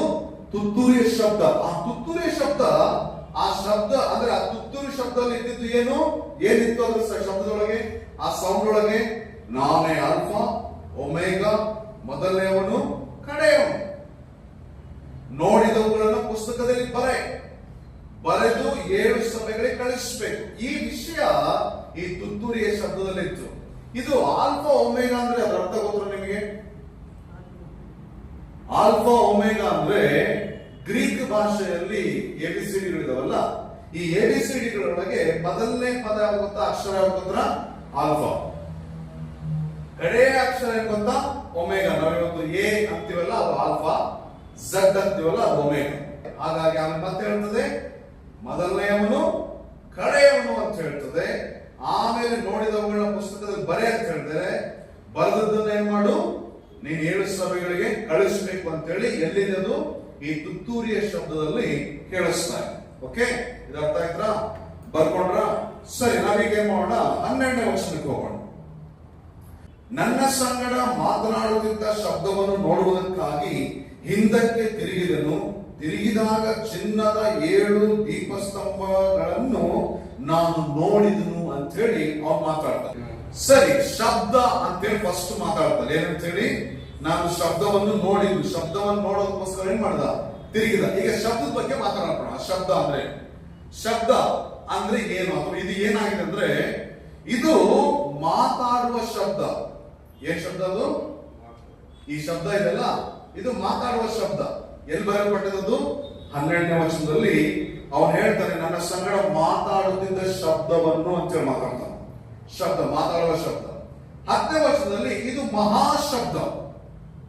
ಏನದು? ಮಹಾಶಬ್ದ. 3ನೇದು ಆ ಮಹಾಶಬ್ದದ ನಂತರದಲ್ಲಿ 10ನೇ ವಚನದಲ್ಲಿ ಅದು ತುತ್ತೂರಿಯ ಶಬ್ದ. ಇದು ಹೆಂಗೆ ಅಂತ ನಿಮಗೆ ಅರ್ಥ ಆಗಲಿಕ್ಕೆ ಹೇಳ್ಬಿಡ್ತೀನಿ. ಇದು ನಿಮಗೆ ಅರ್ಥ ಆಗ್ತಿಲ್ಲ ಗೊತ್ತಿಲ್ಲ, ಎಕ್ಸ್ಪ್ಲೇನ್ ಮಾಡ್ತೀನಿ. ಈಗ ಅಲ್ಲಿ ಶಬ್ದ ನೋಡೋದಕ್ಕೆ ಅವನು ಹಿಂತಿರುಗಿದ ಅಂತ ಮಾತಾಡ್ತಲ್ಲ, ಆ ಶಬ್ದ ಏನಾಗಿತ್ತು ಅಂದ್ರೆ ಆ ಶಬ್ದದೊಳಗೆ ಮಾತು ಬರ್ತಾ ಇತ್ತು, ಮಾತು ಕೇಳಿಸ್ಕೊಳ್ತಾ ಇದ್ದಾವ. ಏನಂತ ಹೇಳಿ? ನಾನೇ ಆಲ್ಫಾ, ನಾನೇ ಒಮೇಗಾ, ನಾನೇ ಮೊದಲನೇವನು, ನಾನೇ ಕಡೆಯವನು. ಇದನ್ನೆಲ್ಲ ಬರೆದು ನೀನ್ ಎಲ್ಲಿ ಕಳಿಸ್ಬೇಕು? ಆಸನದಲ್ಲಿರುವಂತ 7 ಸಭೆಗಳಿಗೆ ಕಳಿಸ್ಬೇಕಂತ ಮಾತಾಡ್ತಿದ್ದಲ್ಲ. ಆ ಮಾತು ಅಂದ್ರೆ ಆ ಶಬ್ದದೊಳಗೆ ಆ ಮಾತಿತ್ತು. ಆ ಮಾತು ಹೇಗಿತ್ತು ಗೊತ್ತಾ ನಿಮಗೆ? ಆ ಮಾತು ಹೇಗಿತ್ತು ಗೊತ್ತಾ? ಮಹಾಶಬ್ದ ಅಂತ. ನಿಮಗೆ ಈ ವಿಷಯ ನಿಮಗೆ ಎಕ್ಸ್ಪ್ಲೇನ್ ಮಾಡ್ಲೇಬೇಕು. ನಿಮಗೆ ನಮ್ಗೆ ಈಗ ಇಲ್ಲಿ ಕುತ್ಕೊಂಡಿದ್ದೀವಿ, ಹೊರಗಡೆ ಒಂದು ಡಪ್ ಅಂತ ಸೌಂಡ್ ಬಂದು ನಾವು ಆರ್ ಬೀಳ್ತೇವೆ. ಈಗ ನೀವು ಆಲೋಚನೆ ಮಾಡ್ಕೊಳ್ರಿ, ದೇವರು ಆ ಶಬ್ದ ಉಂಟಾಗ್ತಾ ಇದೆ. ಆ ಶಬ್ದ ಹೇಗಿತ್ತಂತೆ? ಮಹಾಶಬ್ದ ಉಂಟಾಗಿದೆ. ಮಹಾಶಬ್ದ ಅಂದ್ರೆ ಅದರ ಅರ್ಥ ಏನು? ಮಹಾ ಅಂದ್ರೆ ಬಹಳ ದೊಡ್ಡದು, ಬಹಳ ಅದನ್ನ ಎಕ್ಸ್ಪ್ಲೈನ್ ಮಾಡಕ್ಕಾಗಲ್ಲ. ಅಂತ ದೊಡ್ಡ ಶಬ್ದದಲ್ಲಿ ಆ ಸೌಂಡ್ ಬರ್ತಿತ್ತಂತೆ. ಅವನ ಗುಂಡಿಗೆ ಏನಾಗಿರ್ಬೋದು ನೀವು ಒಂದ್ಸತಿ ಆಲೋಚನೆ ಮಾಡಿ ನೋಡೋಣ. ಒಂದು ವೇಳೆ ಅವನ ಪ್ಲೇಸ್ ಅಲ್ಲಿ ನಾವೇನಾದ್ರೂ ಇದ್ದಿದ್ರೆ ನಾವು ಓಡೋಗ್ಬಿಡ್ತಿದ್ವಿ. ಅದಕ್ಕೆ ದೇವರ ಇರುವಿಕೆ, ದೇವರ ಕಾರ್ಯಗಳನ್ನ ಅರ್ಥ ಮಾಡ್ಕೊಳ್ಳೋದಕ್ಕೆ ಆ ರೀತಿಯಾದ ಆತ್ಮಿಕ ಅನುಭವ, ಆತ್ಮಿಕ ಬಾಂಧವ್ಯ ನಮಗಿರ್ಬೇಕು. ಅವ್ರಿಗೆ ಆ ಬಾಂಧವ್ಯ ಇತ್ತು, ಅದಕ್ಕೆ ಅವ್ನು ಓಡೋಗ್ಲಿಲ್ಲ. ನಾವಾಗಿದ್ರೆ ಮಾಡ್ತಿದ್ವಿ, ಓಡೋಗ್ಬಿಡ್ತಿದ್ವಿ ನಾವು. ಸರಿ, ಆ ಮಹಾಶಬ್ದ ಯಾವ ರೀತಿ ಇತ್ತಂತೆ? ತುತ್ತೂರಿ ತರ ಇತ್ತು, ಅಂತ ಕೇಳಿಸ್ತಾ ಇತ್ತಂತೆ. ನೀವು ಆಲೋಚನೆ ಮಾಡ್ರಿ, ಒಂದ್ ಕಡೆ ತುತ್ತೂರಿ, ಇನ್ನೊಂದ್ ಕಡೆ ಮಹಾಶಬ್ದ, ಇನ್ನೊಂದ್ ಕಡೆ ಮಾತಾಡೋ ರೀತಿಯಲ್ಲಿ ಕೇಳಿಸ್ತದೆ. ಮನುಷ್ಯ ಏನಾಗ್ಬೇಕು? ನಾವಾಗಿದ್ರೆ, ನೀವೇನೋ ಗೊತ್ತಿಲ್ಲ, ನಾನಾಗಿದ್ರೆ ಫಸ್ಟ್ ತುತ್ತೂರಿ ಶಬ್ದ ಕೇಳಿಸ್ತಾ ಇದೆ. ನೆಕ್ಸ್ಟ್ ಏನ್ ಕೇಳಿಸ್ತಾ ಇದೆ? ಇದು ಬಹಳ ದೊಡ್ಡದಾಗಿ ಕೇಳಿಸ್ತಾ ಇದೆ. ಮೂರನೇದಾಗಿ ಏನೋ ಮಾತಾಡ್ದಾಗ ಅನಿಸ್ತದೆ. ಇದನ್ನ ಕೇಳಿಸ್ಕೊಂಡು ಒಂದು ಓಡೋಗಿರ್ತಿದ್ದೆ, ಎಲ್ಲ ಎರಡನೇದಾಗ ಅಲ್ಲೇ ಕುತ್ಕೊಂಡು, ಒಂದ್ ವೇಳೆ ಭಯ ಪಟ್ಟಿಲ್ಲ ಅಂದ್ರೆ ಅಲ್ಲೇ ಕುತ್ಕೊಂಡು ಇದು ನಿಜವಾಗ್ಲೂ ಸೈತಾನ್ನೇ, ಇದೇನೋ ಸೈತಾನಿಗೆ ಬಂದಂತ ಕಾರ್ಯ ಅಂತ ಅನ್ಕೊಂಡ್ಬಿಡ್ತಿದ್ದೆ. ಆದ್ರೆ ಅವನ್ನ ಆಲೋಚನೆ ಮಾಡಿ, ಮೂರನ್ನು ಸಹ ಅವನು ಸಹಿಸ್ಕೊಂಡ. ಆ ಮೂರನ್ನು ಸಹ ಅವನ್ ಏನ್ ಮಾಡ್ದ? ಸಹಿಸ್ಕೊಂಡ. ಆ ಮೂರನ್ನು ಸಹ ಅವನು ಕೇಳಿಸ್ಕೊಂಡ. ಅದು ಬಹಳ ಭಯಂಕರವಾದದ್ದು. ಅದಕ್ಕೆ ದೇವರ ಕಾರ್ಯಗಳನ್ನ ನಾವು ತಿಳ್ಕೊಳ್ಳೋಕೆ ನಾವು ಇದು ಮಾಡಬೇಕು. ಆಮೇಲೆ ಏನ್ ಹೇಳ್ತದೆ? ಶಬ್ದ ನೋಡಲು ಏನ್ ಮಾಡಿದಂತ ಅವನು ಹಿಂತಿರುಗಿದಂತೆ. ಇದು ಜಾಗ್ರತೆ ಕೇಳಿಸ್ಕೊಳ್ರಿ, ಹಿಂತಿರುಗಿದಂತೆ. ಅವನು ಏನಂತ ಹಿಂತಿರುಗಿದ್ವು ನೋಡ್ರಿ. ಅವನು ಶಬ್ದ ಎಂದು ತಿಳಿದೆ ನೋಡೋದಕ್ಕೆ ಹಿಂತಿರುಗಿ, ಅವನ ಸೌಂಡ್ ಏನೋ ಒಂದು ಸೌಂಡ್, ಅದು ಅದೇನಪ್ಪ ಸೌಂಡ್ ಅಂತ ಹೇಳಿ ಅವನ್ ಏನ್ ಮಾಡ್ದ? ಹಿಂತಿರುಗಿ ನೋಡ್ದ. ಆದ್ರೆ ಅಲ್ಲಿ ಇದ್ದದ್ದು ಇನ್ನು ಏನೋ ಆಗಿತ್ತು, ಬೇರೆ ಏನೋ ಆಗಿತ್ತು. ಹಾಗಾದ್ರೆ ನಾವ್ ಜಾಗ್ರತೆ ಕೇಳಿಸ್ಕೊಳ್ಳಿ. ಅವನು ಆ ತುತ್ತೂರಿ ಶಬ್ದ, ಮಹಾಶಬ್ದ ಅಥವಾ ಮಾತಾಡೋದನ್ನು ಕೇಳಿಸ್ಕೊಂಡು ಅವನು ಚಂಚಲ ಆಗ್ಲಿಲ್ಲ, ಆ ಕಡೆ ಈ ಕಡೆ ಹೋಗ್ಲಿಲ್ಲ. ಏನಪ್ಪ ಅಂತ ಹೇಳಿ ಹಿಂತಿರುಗಿ ನೋಡ್ಲಿಕ್ಕೆ ಅವನು ಟ್ರೈ ಮಾಡ್ದ. ಆದ್ರೆ ನೋಡ್ದಾಗ ಗೊತ್ತಾಗಿದ್ದೇನಂದ್ರೆ, ಕೇಳಿಸ್ಕೊಡ್ರಿ, ಆದ್ರಿಂದ 17 ನೋಡಿದಾಗ ಅವ್ನಿಗೆ ಏನು ಗೊತ್ತಾಯ್ತಂದ್ರೆ, ನೋಡಿದಾಗ ಅವನು ಹಿಂತಿರುಗಿದಾಗ ಏನ್ ಗೊತ್ತಾಯ್ತಂದ್ರೆ, ಅದು ಶಬ್ದ ಅಲ್ಲ, ಇನ್ನೇನೋ ಬೇರೆ ಆಗಿತ್ತು ಅಂತ ಹೇಳಿ ವಾಕ್ಯ ಹೇಳ್ತದೆ. ಆ ಶಬ್ದ ಕೇಳಿದ ತಕ್ಷಣ, ಆದ್ದರಿಂದ 17ನೇ ವಚನದಲ್ಲಿ ಇದು ಶಬ್ದ ಅಲ್ಲ, ಇದು ದೇವರು ಎಂದು ಸತ್ತವನ ಹಾಗೆ ಬಿದ್ದವನು. 17ನೇ ವಚನದಲ್ಲಿ ಆ ದೇವರ ಶಬ್ದ ಪೂರ್ತಿ ಕೇಳಿಸ್ಕೊಂಡು ಸತ್ತವನ ಹಾಗೆ ಅವನು ಬಿದ್ಬಿಟ್ಟ. ನೀವು ಆಲೋಚನೆ ಮಾಡ್ಕೊಳ್ರಿ, ಅವನೇನೋ ಶಬ್ದ ತಿಳ್ಕೊಂಡ, ಅಲ್ಲಿ ಇದ್ದದ್ದೇ ಬೇರೆ ಆಗಿತ್ತು. ಆಮೇಲೆ ನೋಡ್ರಿ, ಮುಂದೆ ನಾವು ನೋಡ್ಕೊಳ್ರಿ, 7 ಚಿನ್ನದ ದೀಪಸ್ತಂಭಗಳನ್ನು ನೋಡಿದೆ ಅಂತ ಅವನು ಹೇಳ್ತಾನೆ. ಏನ್ ಮಾಡ್ತಾನೆ? 7 ನಾನು ಹಿಂತಿರುಗಿ ನೋಡಿದಾಗ 7 ಚಿನ್ನದ ದೀಪಸ್ತಂಭಗಳನ್ನು ನೋಡಿದೆ ಅಂತ ಹೇಳಿ ಅವನು ಹೇಳ್ತಾನೆ. ಸರಿ, 7 ಚಿನ್ನದ ದೀಪ ಸ್ತಂಭ ಅನ್ನುವಂತ ಈ 4 ಪದಗಳನ್ನ ನಾವೀಗ ಆಲೋಚನೆ ಮಾಡೋಣ. ಏನ್ ಮಾಡೋಣ್ರಿ? ಈ 4 ಪದಗಳನ್ನ ಆಲೋಚನೆ ಮಾಡೋಣ. ಆ ಶಬ್ದ ಬರ್ತಾ ಇತ್ತು, ಆ ಶಬ್ದ ಬಂದ ತಕ್ಷಣ ಅವನು ಹಿಂತಿರುಗಿ ನೋಡಿದ. ಹಿಂತಿರುಗಿ ನೋಡಿದಾಗ ಅವನಿಗೆ ಏನ್ ಕಾಣಿಸ್ತು? ಅಲ್ಲಿ ಕಂಡದ್ದು 7 ದೀಪಸ್ತಂಭಗಳು, 7 ಚಿನ್ನದ ದೀಪಸ್ತಂಭಗಳನ್ನ ಅವನು ನೋಡ್ದ. 7 ಅಂದ್ರೆ ಅದರ ಅರ್ಥ ಏನ್ ಗೊತ್ತಾ? 7 ಅನ್ನೋದು ದೇವರ ಪರಿಪೂರ್ಣವಾದಂತ ಸಂಖ್ಯೆ. 7 ಅನ್ನೋದು ದೇವರ ಪರ್ಫೆಕ್ಟ್ ಆಗಿರುವಂತ ಸಂಖ್ಯೆ. ಬೈಬಲ್ ಅಲ್ಲಿ ನೀವು 7 ಅನ್ನೋದನ್ನ ಪದೇ ಪದೇ ಪದೇ ಪದೇ ಪದೇ ನೋಡ್ಬೋದು. ಬೈಬಲ್ ಅಲ್ಲಿ 40 ಅನ್ನೋದನ್ನ ಪದೇ ಪದೇ ಪದೇ ಪದೇ ನೀವು ನೋಡ್ಬೋದು. ಯಾಕಂದ್ರೆ 7 ಅನ್ನೋದು ದೇವರ ಸೃಷ್ಟಿಯ ದಿನ, ಅದು ಪರಿಪೂರ್ಣವಾದ ದಿನ. ಆದ್ರಿಂದ ಎಲ್ಲ ಪರಿಪೂರ್ಣವಾದ ಸೃಷ್ಟಿ ಆಯ್ತು. 7 ದಿನಗಳೆಲ್ಲ ಸೃಷ್ಟಿ ಮಾಡಿದ್ರೆ ಮತ್ಯಾವುದು ಸೃಷ್ಟಿ ಮಾಡುವಂತ ಅವಶ್ಯಕತೆ ಇರಲಿಲ್ಲ. ಅಂದ್ರೆ ಮೊದಲ ಮಾನವನಾದಂತ ಆದಾಮನ ಮೊದಲುಗೊಂಡು ಕಡೆಯ ಮಾನವನಾದಂತ ಯಾರು ಹುಡುಕಿದಾನೋ ಅವನಿಗೆ ಬೇಕಾದ ಎಲ್ಲವನ್ನು ಸಹ ಆ 7 ದಿನದಲ್ಲೇ ದೇವರು ಸೃಷ್ಟಿ ಮಾಡಿಬಿಟ್ರು. ಹಾಗಾಗಿ 7 ಅನ್ನೋದು ಇದು ಪರ್ಫೆಕ್ಟ್ ಆಗಿರುವಂತ ಅಥವಾ ಪರಿಪೂರ್ಣವಾದ ದೇವರ ಸಂಖ್ಯೆ. ಸರಿ, ಚಿನ್ನದ ಅಂದ್ರೆ ಅರ್ಥ ಏನಪ್ಪಾ ಅಂದ್ರೆ ಲೋಕದಲ್ಲಿ ಬೆಲೆ ಬಾಳುವಂತದ್ದು. ಬರೀ ಅಷ್ಟು ಮಾತ್ರವಲ್ಲ, ಎಲ್ಲರೂ ಅಪೇಕ್ಷಿಸುವಂತದ್ದು. ಬರೀ ಅಷ್ಟು ಮಾತ್ರವಲ್ಲ, ಎಲ್ಲರ ಅಂತಿದೆ ಅಲ್ಲಿ, ಎಲ್ಲರನ್ನ ಮಾಡ್ಕೊಡ್ರಿ, ಎಲ್ಲರನ್ನೂ ಅಥವಾ ಎಲ್ಲರನ್ನ ಏನಾದ್ರು ಮಾಡ್ಕೊಡ್ರಿ, ಎಲ್ಲರನ್ನು ಶ್ರೇಷ್ಠವಾಗಿ ಕಾಣುವಂತೆ ಮಾಡುವಂಥದ್ದು. ಯಾವುದು? ಈ ಚಿನ್ನ. 7 ಅಂದ್ರೇನು? ದೇವರ ಪರಿಪೂರ್ಣವಾದ ಸಂಖ್ಯೆ. ಚಿನ್ನ ಅಂದ್ರೆ ಈ ಲೋಕದಲ್ಲಿ ಬೆಲೆ ಬಾಳುವಂಥದ್ದು, ಈ ಲೋಕದಲ್ಲಿ ಎಲ್ಲರೂ ಅಪೇಕ್ಷಿಸುವಂಥದ್ದು, ಈ ಲೋಕದಲ್ಲಿ ಎಲ್ಲರೂ ಅಪೇಕ್ಷಿಸುವಂಥದ್ದು, ಈ ಲೋಕದಲ್ಲಿ ಎಲ್ಲರನ್ನೂ ಶ್ರೇಷ್ಠವಾಗಿ ಕಾಣುವಂತೆ ಮಾಡುವಂಥದ್ದು. ಯಾವುದು? ಚಿನ್ನ. ಆಮೇಲೆ ದೀಪ ಎಂಬುದಾಗಿ ನೋಡ್ತೇವೆ. ದೀಪ ಸ್ತಂಭ ಅಂತಿದೆ. ನಾನು ದೀಪ ಮತ್ತು ಸ್ತಂಭ ಸಪರೇಟ್ ಮಾಡಿದ್ದೇನೆ. ದೀಪ ಅಂದ್ರೆ ಏನಪ್ಪಾ ಅಂದ್ರೆ ಬೆಳಕು ಕೊಡೋದು. ಏನದು? ಬೆಳಕು ಕೊಡೋದು. ಹೆಂಗ್ ಬೆಳಕು ಕೊಡ್ತದ್ರಿ? ತಾನು ಕರಗಿ ಇತರರಿಗೆ ಬೆಳಕು ಕೊಡೋದು. ಬೆಳಕು ಕೊಡ್ತದೆ.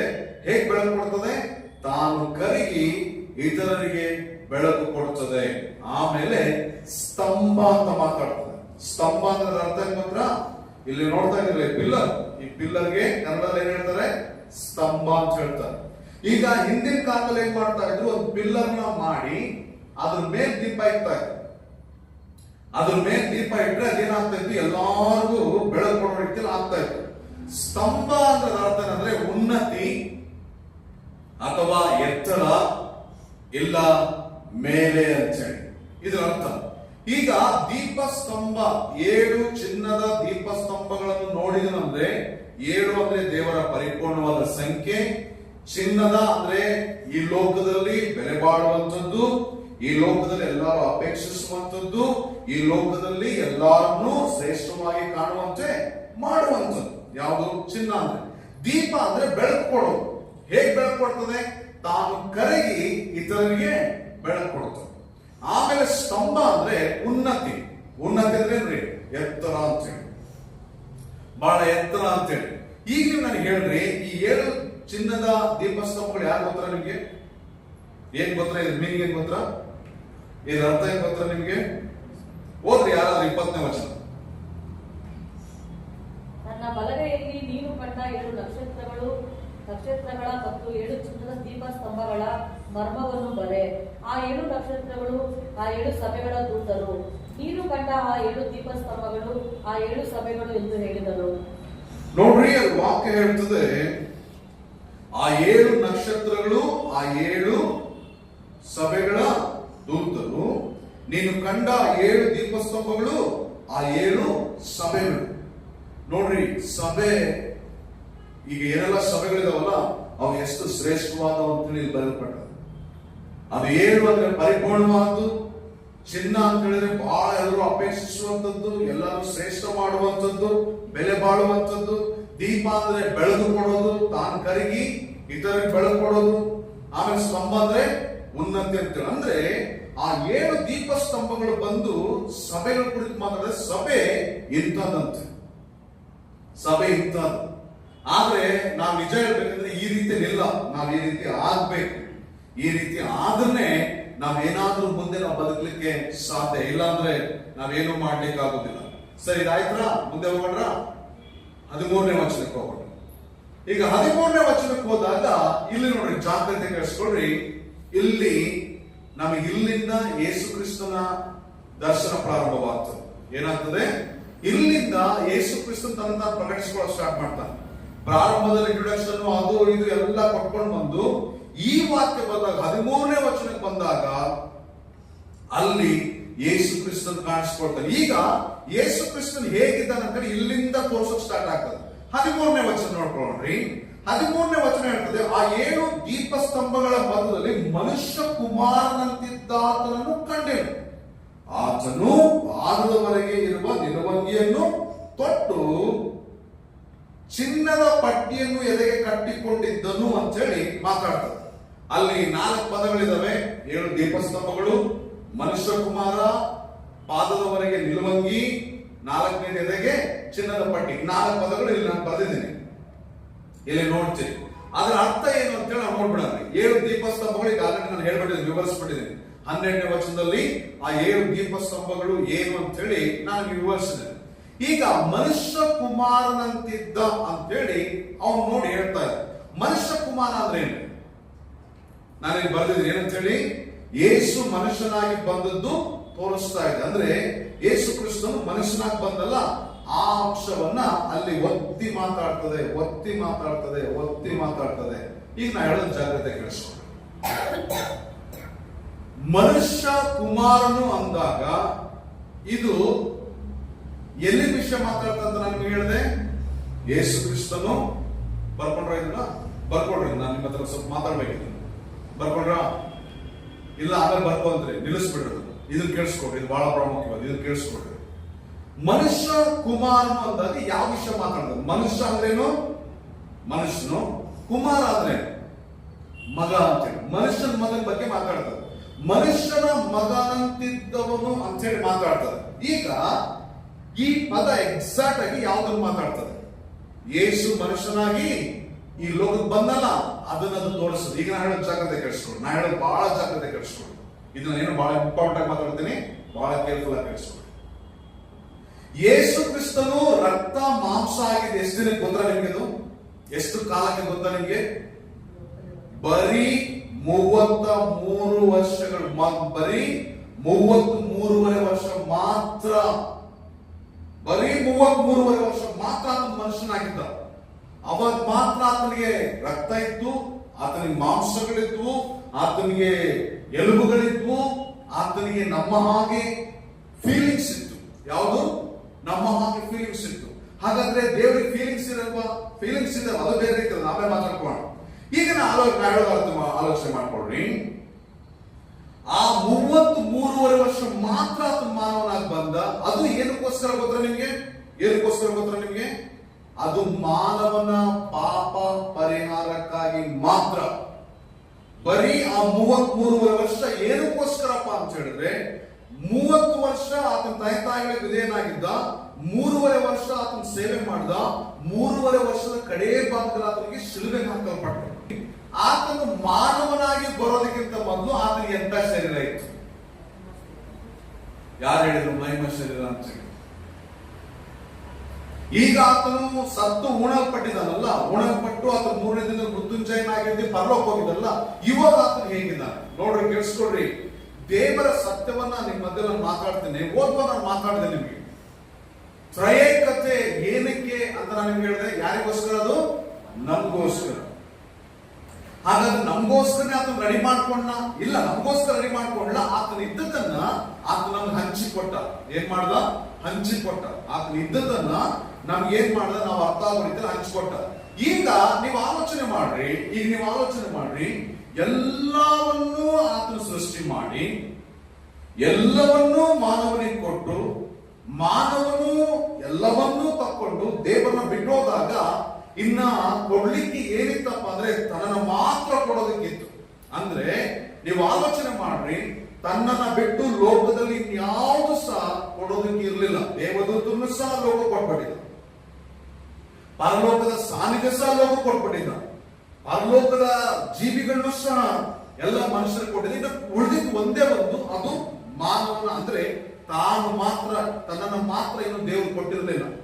ಈಗ ಅದನ್ನು ಸಹ ಏನ್ ಮಾಡ್ಬಿಟ್ಟ? ದೇವರು ಈ ಲೋಕಕ್ಕೆ ಬರೋದ್ರ ಮುಖಾಂತರ ಅದನ್ನು ಪೂರ್ತಿ ಮಾಡ್ಬಿಟ್ಟ. ಕೊಡೋ ವಿಷಯದಲ್ಲಿ ದೇವರನ್ನ ಬಿಟ್ಟರೆ ಬೇರೆ ಯಾರು ನಂಬೇಡ್ರಿ.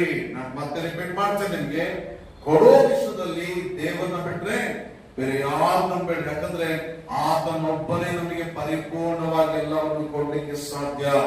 ಯಾಕಂದ್ರೆ ಆತನ ಇಲ್ಲಿ ತನಕ ಏನೂ ಬಚ್ಚಿಟ್ಕೊಳ್ಳಿಲ್ಲ, ಎಲ್ಲವನ್ನು ಕೊಟ್ಬಿಟ್ಟ. ಈಗ ಆತನ ಏನ್ ಮಾಡಿದನಪ್ಪ? ಈ ಲೋಕಕ್ಕೆ ಬಂದು ಆತನ ಸತ್ತು ಉಣಲ್ಪಟ್ಟು ಹೊರಟೋದ. ನೋಡ್ರಿ, ಜಾಗ್ರತೆ ಕೇಳಿಸ್ಕೊಡ್ರಿ. ತ್ರಯೇಕತೆ ಅದೊಂದು ಮಿಸ್ಟ್ರಿ. ಆದ್ರೆ ಯೇಸು ಕ್ರಿಸ್ತನ ಈ ಲೋಕದಲ್ಲಿ ಬಂದು ಹುಟ್ಟಿದ್ದು ಒಂದು ದೊಡ್ಡ ಮಿಸ್ಟ್ರಿ. ಅದನ್ನ ಎಷ್ಟು ಜನ ನಂಬಲ್ಲ. ಅಂದ್ರೆ ದೇವರು ಬಂದು ಮಾನವ ಆಗ್ಲಿಕ್ಕೆ ಸಾಧ್ಯ? ದೇವರು ಬಂದು ಮನುಷ್ಯ ಆಗ್ಲಿಕ್ಕೆ ಸಾಧ್ಯನಾ? ಹೋಗ್ಲಿ, ಮನುಷ್ಯ ದೇವರು ಬಂದು ಮನುಷ್ಯ ಶರೀರದಲ್ಲಿ ಹೇಗಿರ್ಲಿಕ್ಕೆ ಸಾಧ್ಯ? ಮನುಷ್ಯನಾಗಿ ಹುಟ್ಟಬೇಕಾದ್ರೆ ಹಾಗಾದ್ರೆ ಅಪ್ಪ ಯಾರಾಗಿರ್ಬೇಕು? ಅಂದ್ರೆ ಬಹಳ ಬಹಳ ವಿಧವಾದಂತ ರೀತಿಯಲ್ಲಿ ಮನುಷ್ಯ ತನ್ನದೇ ಆದ ಬುದ್ಧಿ ಇರೋದು ಮಾತಾಡ್ತಾನೆ. ಆದ್ರೆ ತನಗೋಸ್ಕರ, ಮಾನವನಿಗೋಸ್ಕರ ತನ್ನನ್ನೇ ಕೊಟ್ಟಿದ್ದಾನೆ ಅನ್ನೋದನ್ನ ಮರ್ಕೊಂಡ್ಬಿಟ್ಟಿದ್ದಾನೆ. ಅದಕ್ಕೆ ಜಾಗ್ರತೆ ಕೇಳಿಸ್ಕೊಳ್ರಿ. ದೇವರು ಎಲ್ಲವನ್ನೂ ಕೊಟ್ಬಿಟ್ಟಿದ್ದಾನೆ. ಎಲ್ಲವನ್ನೂ ಕೊಟ್ಬಿಟ್ಟಿದ್ದಾನೆ. ಲೋಕ ಕೊಟ್ಟಿದ್ದಾನೆ, ಪರಲೋಕದ ಜೀವಿಗಳನ್ನ ಕೊಟ್ಟಿದ್ದಾನೆ, ಪರಲೋಕದ ಸಾನ್ನಿಧ್ಯವನ್ನ ಕೊಟ್ಟಿದ್ದಾನೆ, ಹೊಸ ಒಡಂಬಡಿಕೆ ಪ್ರಾರಂಭ ತನ್ನನ್ನೇ ಕೊಟ್ಟಿದ್ದಾನೆ. ಈಗ ಇನ್ನೂ ಕೊಡೋದೇನಿದೆ ಗೊತ್ತಾ ನಿಮಗೆ? ರೋಮ ಪತ್ರಿಕೆ 8ನೇ ಅಧ್ಯಾಯದ 32ನೇ ವಚನದ ಪ್ರಕಾರ ಇನ್ನೇನ್ ಕೊಡ್ಬೇಕು?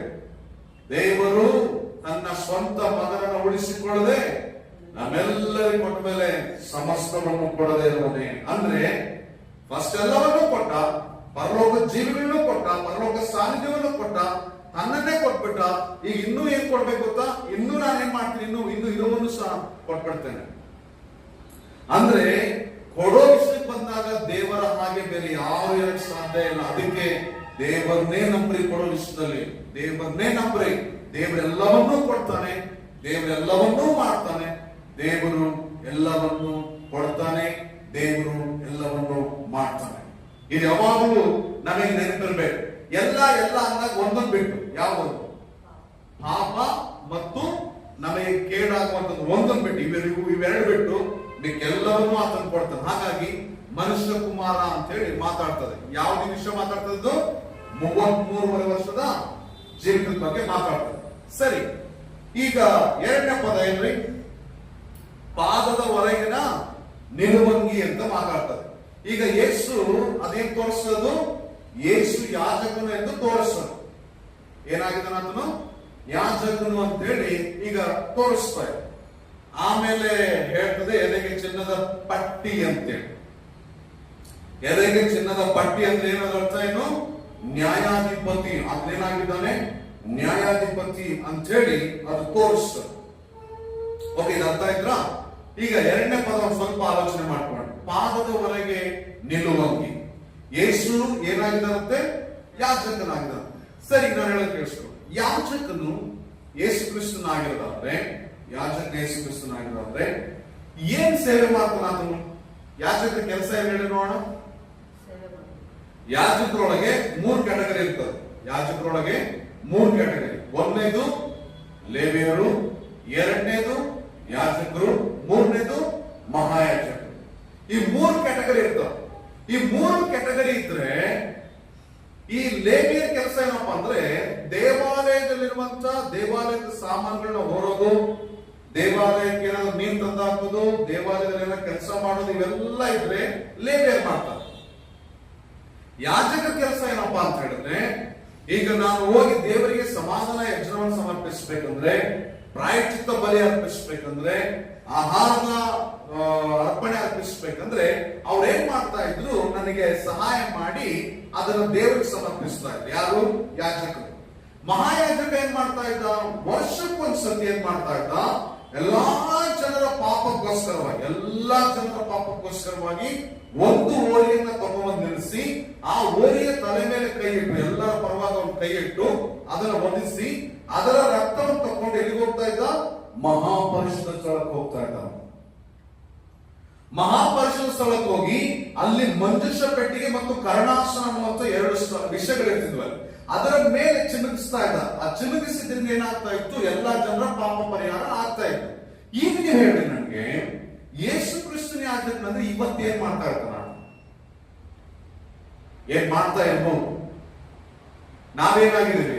ಆತನಿಗೆ ರಾಜರು ಯಾಜಕರು ಆಗಿದ್ದೇವೆ. ನಾವು ಅದನ್ನ ಮಾಡ್ಬೇಕು. ಮತ್ತೆ ಯೇಸು ಕ್ರಿಸ್ತನ್ ಹೇಗ್ ಮಾಡ್ತಾನೆ? ಹೇಗ್ ಮಾಡ್ತಾನೆ? ಇದರಲ್ಲಿ ಅರ್ಥ ಆಗಿಲ್ಲ. ಅರ್ಥ ಆಗ್ಬೇಕಾದ್ರೆ 2 ವಿಷಯಗಳು ಹೇಳ್ತೇನೆ, ಬರ್ಕೊಡ್ತೀನಿ. ಫಸ್ಟ್ ಎಲ್ಲಿ ಯೇಸು ಕ್ರಿಸ್ತನು ಯಾಜಕ ಸೇವೆ ಮಾಡ್ತಾನಂತೆ. ಇಬ್ರಿಯ ಪತ್ರಿಕೆ ಏನ್ ಹೇಳ್ತಾ ಅಂದ್ರೆ, ಆತನು ತಂದೆಯ ಬಲಪಾರ್ಶ್ವದಲ್ಲಿ ಎತ್ಕೊಂಡು ನಮಗೋಸ್ಕರ ವಿಜ್ಞಾಪನೆ ಮಾಡ್ತಾ ಇದ್ದಾನೆ. ನಮಗೋಸ್ಕರವಾಗಿ ತಂದೆಯ ಬಲಪಾರ್ಶ್ವದಲ್ಲಿ ಎತ್ಕೊಂಡು ವಿಜ್ಞಾಪನೆ ಮಾಡ್ತಾ ಇದ್ದಾನೆ. ಏನ್ ಮಾಡ್ತಾ ಇದ್ದಾನೆ? ವಿಜ್ಞಾಪನೆ ಅಂದ್ರೆ ಏನು? ಪ್ರಾರ್ಥನೆ ಮಾಡು, ಮನವಿ ಮಾಡು. ಏನ್ ಈ ಪ್ರಾರ್ಥನೆ ಮನವಿ ಅಂದ್ರೆ ಏನು? ಕೇಳಿಸ್ಕೊಳ್ರಿ. ನಾವು ರಕ್ತದಿಂದ ತೊಳೆಯಲ್ಪಟ್ಟು ಒಂದ್ಸತಿ ರಕ್ಷಣೆ ಹೋಗ್ಬಿಡ್ವಿ. ನಾವು ತಿರುಗಿ ತಪ್ಪು ಮಾಡುವಾಗ ಆ ಪಾಪ ಪರಿಹಾರಕ್ಕಾಗಿ ಅಲ್ಲಿ ವಿಜ್ಞಾಪನೆ ನಡೀತದೆ. ಅಲ್ಲಿ ದೇವರ ಮುಂದೆ, ಅಂದ್ರೆ ಸಿಂಹಾಸನದ ಮುಂದೆ ಅದು ಅಲ್ಲಿ ಕೆಲಸ ನಡೀತಾ ಇದೆ.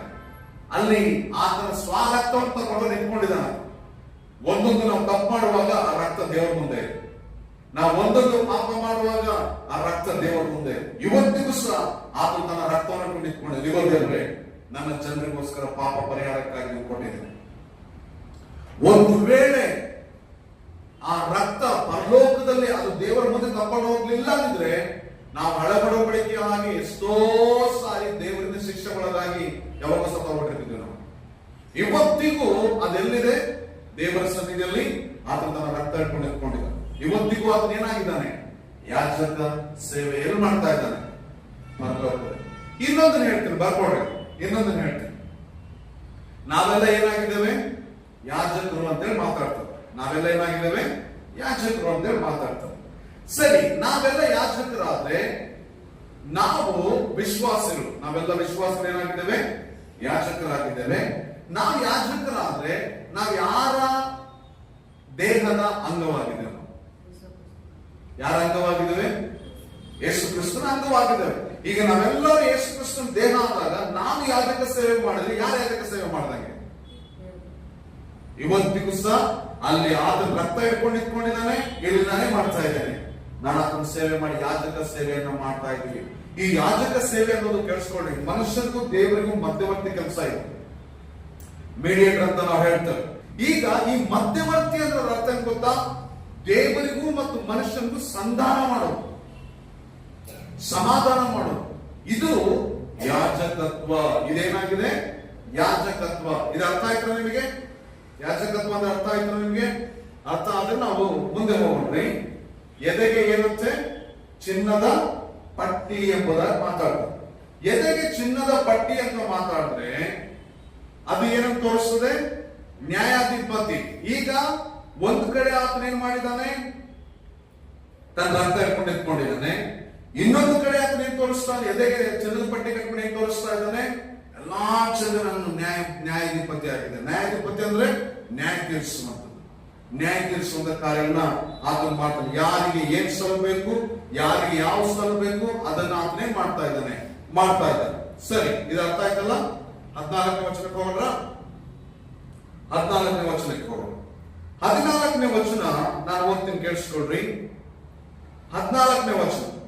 ಆತನ ತಲೆ ಮತ್ತು ಕೂದಲು ಬಿಳಿ ಉಣ್ಣೆಯಂತೆಯೂ ಹಿಮದಂತೆಯೂ ಬೆಳ್ಳಗಿತ್ತು. ಆತನ ಕಣ್ಣುಗಳು ಬೆಂಕಿಯ ಉರಿಯಂತೆಯೂ ಅಂತೇಳಿ ಮಾತಾಡಿ ಅಲ್ಲಿ ಸ್ಟಾಪ್ ಮಾಡ್ತದೆ. ಆಮೇಲೆ 15ನೇ ವಚನ ನೋಡ್ಕೊಳ್ರಿ. 14ನೇ ವಚನ ಕೇಳಿಸ್ಕೊಳ್ಳಿ. 14ನೇ ವಚನ ಹೇಳ್ತಾರೆ, ಆತನ ತಲೆ ಮತ್ತು ಕೂದಲು ಏನಿತ್ತಂತೆ? ಬಿಳಿ ಉಣ್ಣೆ ಹಿಮದಂತೆ ಇತ್ತು ಅಂತ ಹೇಳಿ ಮಾತಾಡ್ತಾರೆ. ಆತನ ತಲೆ ಮತ್ತು ಕೂದಲು ಬಿಳಿ ಉಣ್ಣೆಯಂತೆಯೂ ಹಿಮದಂತೆಯೂ ಬೆಳ್ಳಗಿತ್ತು ಅಂತ ಮಾತಾಡಿ ಆತನ ಕಣ್ಣುಗಳು ಬೆಂಕಿಯ ಉರಿಯಂತಿದ್ದು ಅಂತ ಹೇಳಿ ಮಾತಾಡ್ತಾರೆ. ಓಕೆ, ಈಗ ಆ ಬಿಳಿ ಅನ್ನೋದು ಏನ್ ತೋರಿಸ್ತದೆ? ಅಲ್ಲಿ ಕೆಳಗೆ ಬರೆದ ನೋಡಿ. ನಿತ್ಯನು, ಜ್ಞಾನಿಯು, ಶುದ್ಧನು, ನಿತ್ಯನು, ಶುದ್ಧನು, ಜ್ಞಾನಿ ಅನ್ನುವಂಥ ವಿಷಯವನ್ನ ಅದನ್ನು ತೋರಿಸ್ತದೆ. ಈಗ ಅದನ್ನು ಬರ್ಕೊಂಡೆ, ನಾನು ಮಾತಾಡೋದಿದೆ ನಿಮ್ಮ ಹತ್ರ. ಆತನು ಏನಾಗಿದ್ದಾನಂತೆ? ನಿತ್ಯನಾಗಿದ್ದಾನಂತೆ. ಆತನು ಶುದ್ಧನಾಗಿದ್ದಂತೆ. ಶುದ್ಧ ಅಂದ್ರೆ ಏನು? ಪರಿಶುದ್ಧನಾಗಿದ್ದಾನಂತೆ. ಆತನು ಜ್ಞಾನಿ ಆಗಿದ್ದಾನಂತ ಹೇಳಿ ಅದು ತೋರಿಸ್ತದೆ.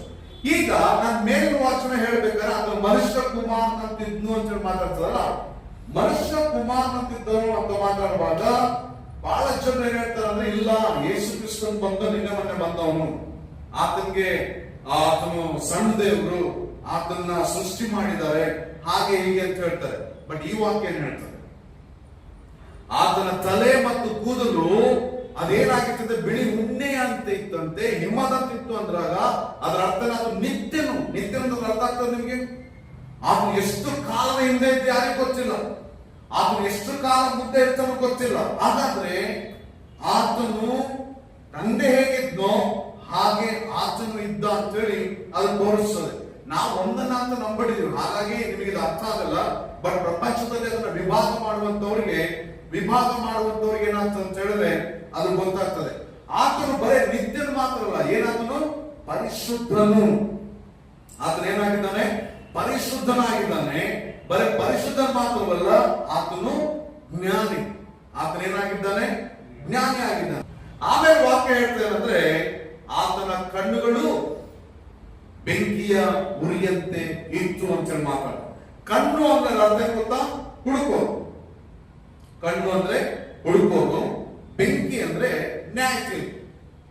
ಕಣ್ಣು ಅಂದ್ರೆ ಹುಡುಕೋದು, ಬೆಂಕಿ ಅಂದ್ರೆ ನ್ಯಾಚುರಲ್. ಎರಡು ಸೇರಿಸಿ ಒಂದೇ ಮಾತು ಹೇಳ್ಬೇಕಂದ್ರೆ ದೇವರ ಕೋಪ. ಇನ್ನೊಂದು ಮಾತು ಹೇಳ್ಬೇಕಂದ್ರೆ ದೇವರ ನ್ಯಾಯ ತೀರ್ಪು, ಇಲ್ಲ ದೇವರ ಕೋಪ. ನಾನು ದೇವರ ಕೋಪ ಮಾತ್ರ ಬರ್ತಿದ್ದೀನಿ, ನೀವು ದೇವರ ನ್ಯಾಯ ತೀರ್ಪು ಬೇಕಾದ್ರೂ ಬರ್ಕೊಳ್ಬಹುದು. ಈಗ ನಾ ಹೇಳೋ ಜಾಗೃತಿ ಕೇಳಿಸ್ಕೊ. ನ್ಯಾಯ ತೀರ್ಪು ಇಲ್ಲಿಗೆ ತೆಗೆದುಕೊಂಡು ಫಸ್ಟ್ ದೇವರ ಕೋಪನ, ಇಲ್ಲ ಫಸ್ಟ್ ನ್ಯಾಯ ತೀರ್ಪ? ನ್ಯಾಯ ತೀರ್ಪು ಬಂದಿದ್ದಕ್ಕೆ ದೇವರ ಕೋಪ ಬರ್ತದ, ಅಥವಾ ದೇವರ ಕೋಪ ಇದ್ದಿದ್ದಕ್ಕೆ ನ್ಯಾಯ ತೀರ್ಪು ಬರ್ತದ? ಫಸ್ಟ್ ಎಲ್ಲಿಂದ ಸ್ಟಾರ್ಟ್ ಆಗ್ತದ್ದು?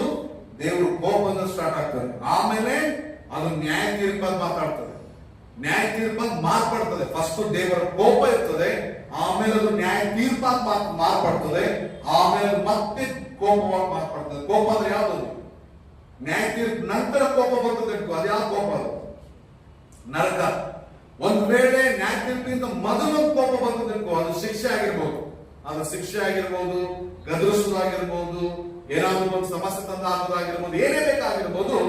ಅದು ಒಂದು ನ್ಯಾಯ ತೀರ್ಪಿಗಿಂತ ಮೊದಲು ಕೋಪ ಇತ್ತಪ್ಪ ಅಂದ್ರೆ ಅದು ಶಿಕ್ಷೆ.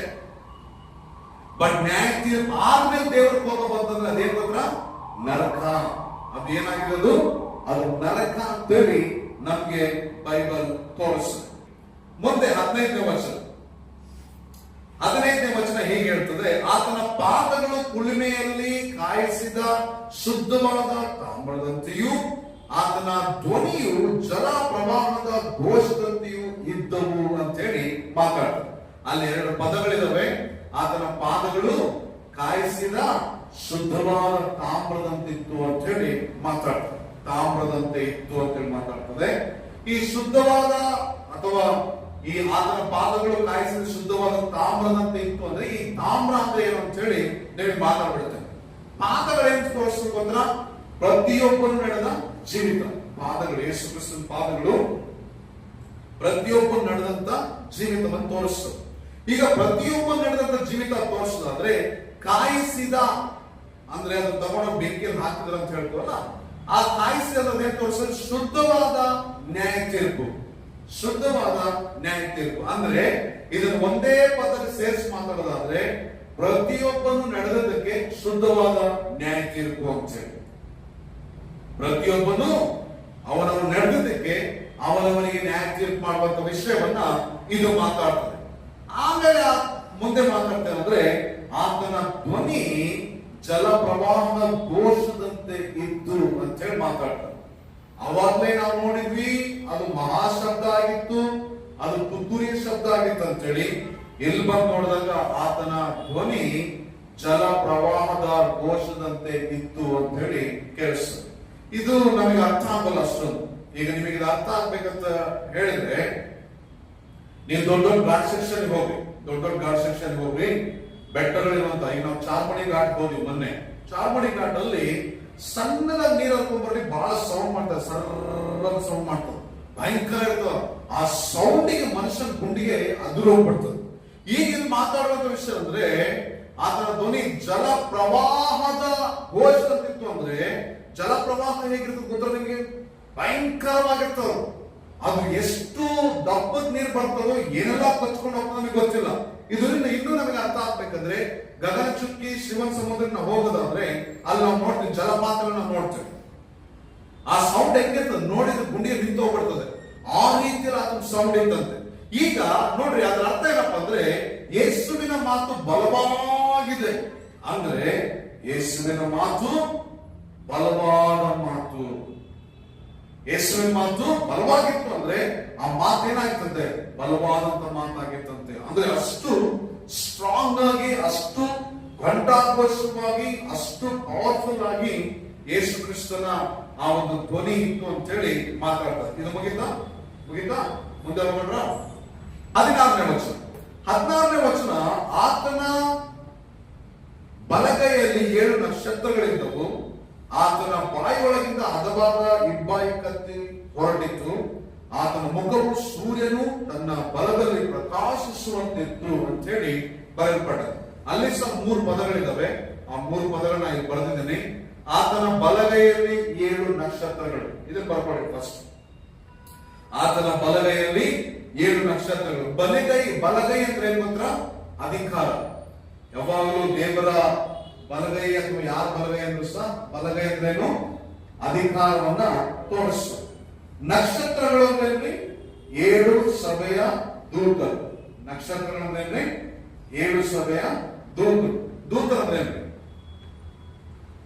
7 ಸಭೆಯ ದೂತರು ಅಂದ್ರೆ ಯಾರು? 7 ಸಭೆಯ ಸೇವಕರು. ಸೇವಕರು ಏನಾಗಿದ್ದಾರೆ? ಅವರು ದೂತರಾಗಿದ್ದಾರೆ. ನಾನು ಮುಂದೆ ನಿಮಗೆ ವಿವರಿಸ್ತೇನೆ. ಬಲಗೈಯಲ್ಲಿ 7 ನಕ್ಷತ್ರಗಳು ಅಂದ್ರೆ, ಬಲಗೈ ಅಂದ್ರೆ ಅಧಿಕಾರ ತೋರಿಸ್ತದೆ. ನಕ್ಷತ್ರಗಳು ಅಂದ್ರೆ 7 ಸಭೆಯ ದೂತರನ್ನ ಅದೇನ್ ಮಾಡ್ತದೆ? ತೋರಿಸ್ತದೆ. ಓಕೆ, ಇದು ಕ್ಲಿಯರಾ? ಈಗ 2ನೇ ಪದ ಬರೆಯಲ್ಪಟ್ಟಿದೆ ನೋಡ್ರಿ. ಆತನ ಬಾಯಿ ಒಳಗಿಂದ ಹದವಾದ ಇಬ್ಬಾಯಿ ಕತ್ತಿ ಹೊರಟಿತು ಅಂತ ಹೇಳಿ ಮಾತಾಡ್ತಾರೆ. ಆತನ ಬಾಯಿ ಒಳಗಿಂದ ಹದವಾದ ಇಬ್ಬಾಯಿ ಕತ್ತಿ ಅನ್ನುವಾಗ ಕೇಳಿಸ್ಕೊಳ್ಳಿ. ಬಾಯಿ ಒಳಗಿಂದ ಅಂದಾಗ ವಾಕ್ಯ, ಕತ್ತಿ ಅಂದ್ರೆ ನಾಶ. ಬಾಯಿ ಒಳಗಿಂದ ಅಂದ್ರೆ ಏನರ ಅರ್ಥ?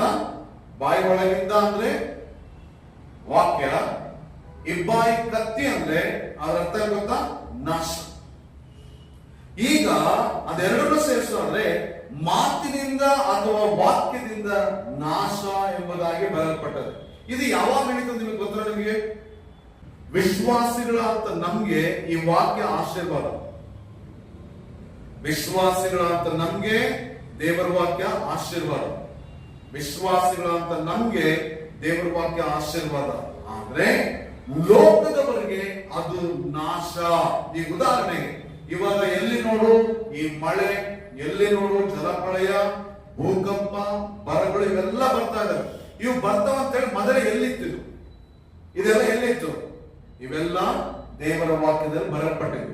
ಅಂದ್ರೆ ಆ ವಾಕ್ಯಗಳು ನಮ್ಮನ್ನು ರಕ್ಷಿಸಿದ್ರೆ, ವಿಶ್ವಾಸಿಗಳನ್ನ ರಕ್ಷಿಸಿದ್ರೆ, ವಿಶ್ವಾಸಿಗಳನ್ನ ಕಾಪಾಡಿದ್ರೆ, ದೇವರ ವಾಕ್ಯವು ವಿಶ್ವಾಸಿಗಳನ್ನ ಕಾಪಾಡಿದ್ರೆ, ದೇವರ ವಾಕ್ಯಗಳು ವಿಶ್ವಾಸಿಗಳನ್ನ ರಕ್ಷಿಸಿದ್ರೆ, ದೇವರ ವಾಕ್ಯವು ವಿಶ್ವಾಸಿಗಳನ್ನ ಸಂರಕ್ಷಿಸಿದ್ರೆ, ಅದೇ ವಾಕ್ಯ ಲೋಕದವರನ್ನ ಶಿಕ್ಷಿಸ್ತದೆ, ದಂಡಿಸ್ತದೆ, ನ್ಯಾಯ ತೀರ್ಪಿಗೆ ತಗೊಂಡು ಹೋಗ್ತದೆ. ಬಾಯಿ ಒಳಗಿಂದ ಇಬ್ಬಾಯಿ ಕತ್ತಿ ಅಂದ್ರೆ, ಬಾಯಿ ಅಂದ್ರೆ ವಾಕ್ಯ, ಕತ್ತಿ ಅಂದ್ರೆ ನಾಶನ.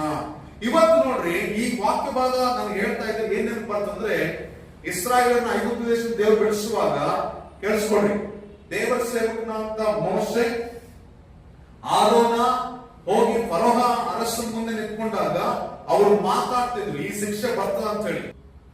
ಇಸ್ರಾಯೇಲಿಗೆ ಸಂರಕ್ಷಣೆ ಆಗಿರ್ತಿತ್ತು, ಇಸ್ರಾಯೇಲಿಗೆ ಸಂರಕ್ಷಣೆ ಆಗಿರ್ತಿತ್ತು, ಐಗುಪ್ತರಿಗೆ ಅದು ಶಿಕ್ಷೆ ಆಗಿರ್ತಾ ಇತ್ತು. ಅದನ್ನ ಶಿಕ್ಷೆಯಾಗಿ ದೇವರನ್ನ ಕಳಿಸಿಕೊಟ್ಟ. ಹಾಗಾಗಿ ಜಾಗ್ರತೆ ಕೇಳಿಸ್ಕೊಡ್ರಿ, ಆತನ ಬಾಯಿ ಒಳಗಿಂದ ಹಲವಾದ ಇಬ್ಬಾಯಿ ಕತ್ತಿ ಅಂದ್ರೆ ನಾಶನದ ವಾಕ್ಯ ಲೋಕಕ್ಕೆ. ಇವಾಗ ಇದೆಲ್ಲ ನೋಡ್ತೀವಿ. ಮುಂದೆ ಒಂದಿನ ದೇವರೇನ್ ಮಾಡ್ತಾರೆ? ಲೋಕದ ಹೇಗೆ ನಾಶ ಮಾಡ್ತಾರೆ ಹೇಳಿ ನೋಡೋಣ. ತನ್ನ ಬಾಯಿ ಮಾತಿಂದ ಲೋಕವನ್ನು ನಾಶ ಮಾಡ್ತಾನೆ. ಆತನ ಬಾಯಿ ಮಾತಿನಿಂದಲೇ ಲೋಕವನ್ನು ಸೃಷ್ಟಿ ಮಾಡ್ದ. ಬಾಯಿ ಮಾತಿನಿಂದನೇ ಸೈತಾನ ಸಂಹರಿಸ್ತಾನೆ. ಬಾಯಿ ಮಾತಿನಿಂದಲೇ ಲೋಕವನ್ನ ಆತನು ನಾಶ ಮಾಡ್ತಾನೆ ಅಂತೇಳಿ ಬೈಬಲ್ ವಾಕ್ಯ ಮಾತಾಡ್ತಾನೆ. ಆಮೇಲೆ ಮುಂದಿನ ವಾಕ್ಯ ಏನ್ ಹೇಳ್ತದೆ? ಮುಂದಿನ ಪದ ಏನ್ ಹೇಳ್ತದೆ?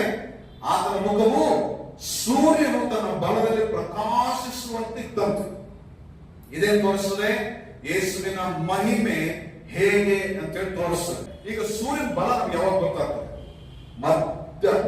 ಮಧ್ಯಾಹ್ನ ಸೂರ್ಯನ ಬಿಸಿಲು ಹೇಗಿರ್ತದೆ? ಭಯಂಕರವಾಗಿರ್ತದೆ. ಯಾರು ನೋಡೋಕ್ಕಾಗಲ್ಲ, ಸಹಿಸೋಕ್ಕಾಗಲ್ಲ. ಆ ರೀತಿಯಲ್ಲಿ ಯಾರ ಮುಖ ಇತ್ತಂತೆ?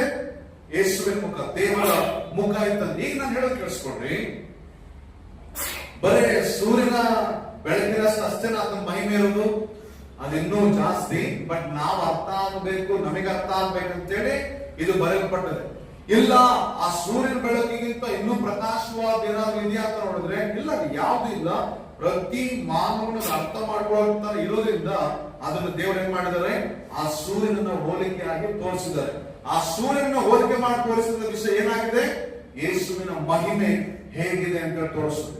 ಎಂತ ಮಹಿಮೆ ಆತನಿಗಿತ್ತು ಅಂತ ಹೇಳಿ ತೋರಿಸ್ತದೆ. ಓಕೆ, 17ನೇ ವಚನ. 17ನೇ ವಚನ ನಾವು ಆಲೋಚನೆ ಮಾಡ್ಕೊಂಡ್ರಿ. 17ನೇ ವಚನ, ಇದನ್ನ ನೋಡಿ, ಅವನ್ನ ನೋಡಿದ ತಕ್ಷಣ, ಆತನಂದ್ರೆ ಯಾರನ್ನ? ಮನುಷ್ಯ ಕುಮಾರನಂತಿದ್ದಂತ ಯೇಸು ಕ್ರಿಸ್ತನ ನೋಡಿ ಕಂಡು ಸತ್ತವನ ಹಾಗೆ ಪಾದಗಳ ಮುಂದೆ ಬಿದ್ದು. ಯಾರು ಬಿದ್ರು? ಇದನ್ನ ಯೋಹಾನನ್ ಬಿದ್ದ. ಓಕೆ, ಇದು ಕೇಳಿಸ್ಕೊಡಿ ಸ್ವಲ್ಪ. ಅವ್ನು ಸತ್ತವನ ಹಾಗೆ ಬಿದ್ದ. ಅಲ್ಲಿ ಕೆಳಗೆ ಕೆಲವು ಪದಗಳನ್ನ ಮಾತಾಡ್ತಾ ಇದ್ದೀನಿ, ಅದನ್ನೇ ಸ್ವಲ್ಪ ಆಲೋಚನೆ ಮಾಡಿ. ರಕ್ಷಣೆ ಹೊಂದಿ ನೀತಿವಂತನಾದವನೇ ಆತನನ್ನ ಕಂಡು ಸತ್ತವನ ಹಾಗೆ ಬಿದ್ದಿದ್ದಾದ್ರೆ, ಯಾರನ್ನ ಕಂಡು? ಯೇಸುವನ್ನ ಕಂಡು ಸತ್ತವನ ಹಾಗೆ ಬಿದ್ದಿದ್ದಾದ್ರೆ, ರಕ್ಷಣೆ ಇಲ್ಲದವರು ಆತನ್ನು ಕಂಡ್ರೆ ಏನಾಗ್ಬೋದು? ಆಲೋಚನೆ ಮಾಡ್ಕೊಂಡ್ರೆ. ರಕ್ಷಣೆ ಹೊಂದಿ ನೀತಿವಂತನಾದವನು ಯೇಸು ಕ್ರಿಸ್ತನ್ ಕಂಡಾಗ ಸತ್ತವನ ಹಾಗೆ ಬಿದ್ದಿದ್ದಾದ್ರೆ, ರಕ್ಷಣೆ ಇಲ್ಲದವನು, ಪಾಪದಲ್ಲಿ ಜೀವಿಸುವಂತವನು ಯೇಸುವನ್ನ ಕಂಡ್ರೆ ಏನಾಗ್ಬೋದು? ಒಂದ್ ಸಾರಿ ಯೋಚನೆ ಮಾಡ್ರಿ. ಏನಾಗ್ಬೋದು? ಯಾವ ರೀತಿಯಲ್ಲಿ ಆಗ್ಬೋದು? ಒಂದ್ ಸಾರಿ ನೀವು ಆಲೋಚನೆ ಮಾಡ್ರಿ. ಅದಕ್ಕೆ ಆತನಿಗೆಂದಿಗೂ ಬಲಹೀನನಾಗಿ ಶಿಲುಬೆಗೆ ಹಾಕಿಸಿಕೊಂಡ ಯೇಸು ಆಗಿರಲ್ಲ. ಆತನಿಗೆಂದಿಗೂ ಸಹ ಅದು ಬಲಹೀನ ಆಗಿರಲ್ಲ. ಏನಾಗಿದ್ದಾನೆ ಆತನು? ಆತನು ಭಯಂಕರನಾಗಿದ್ದಾನೆ.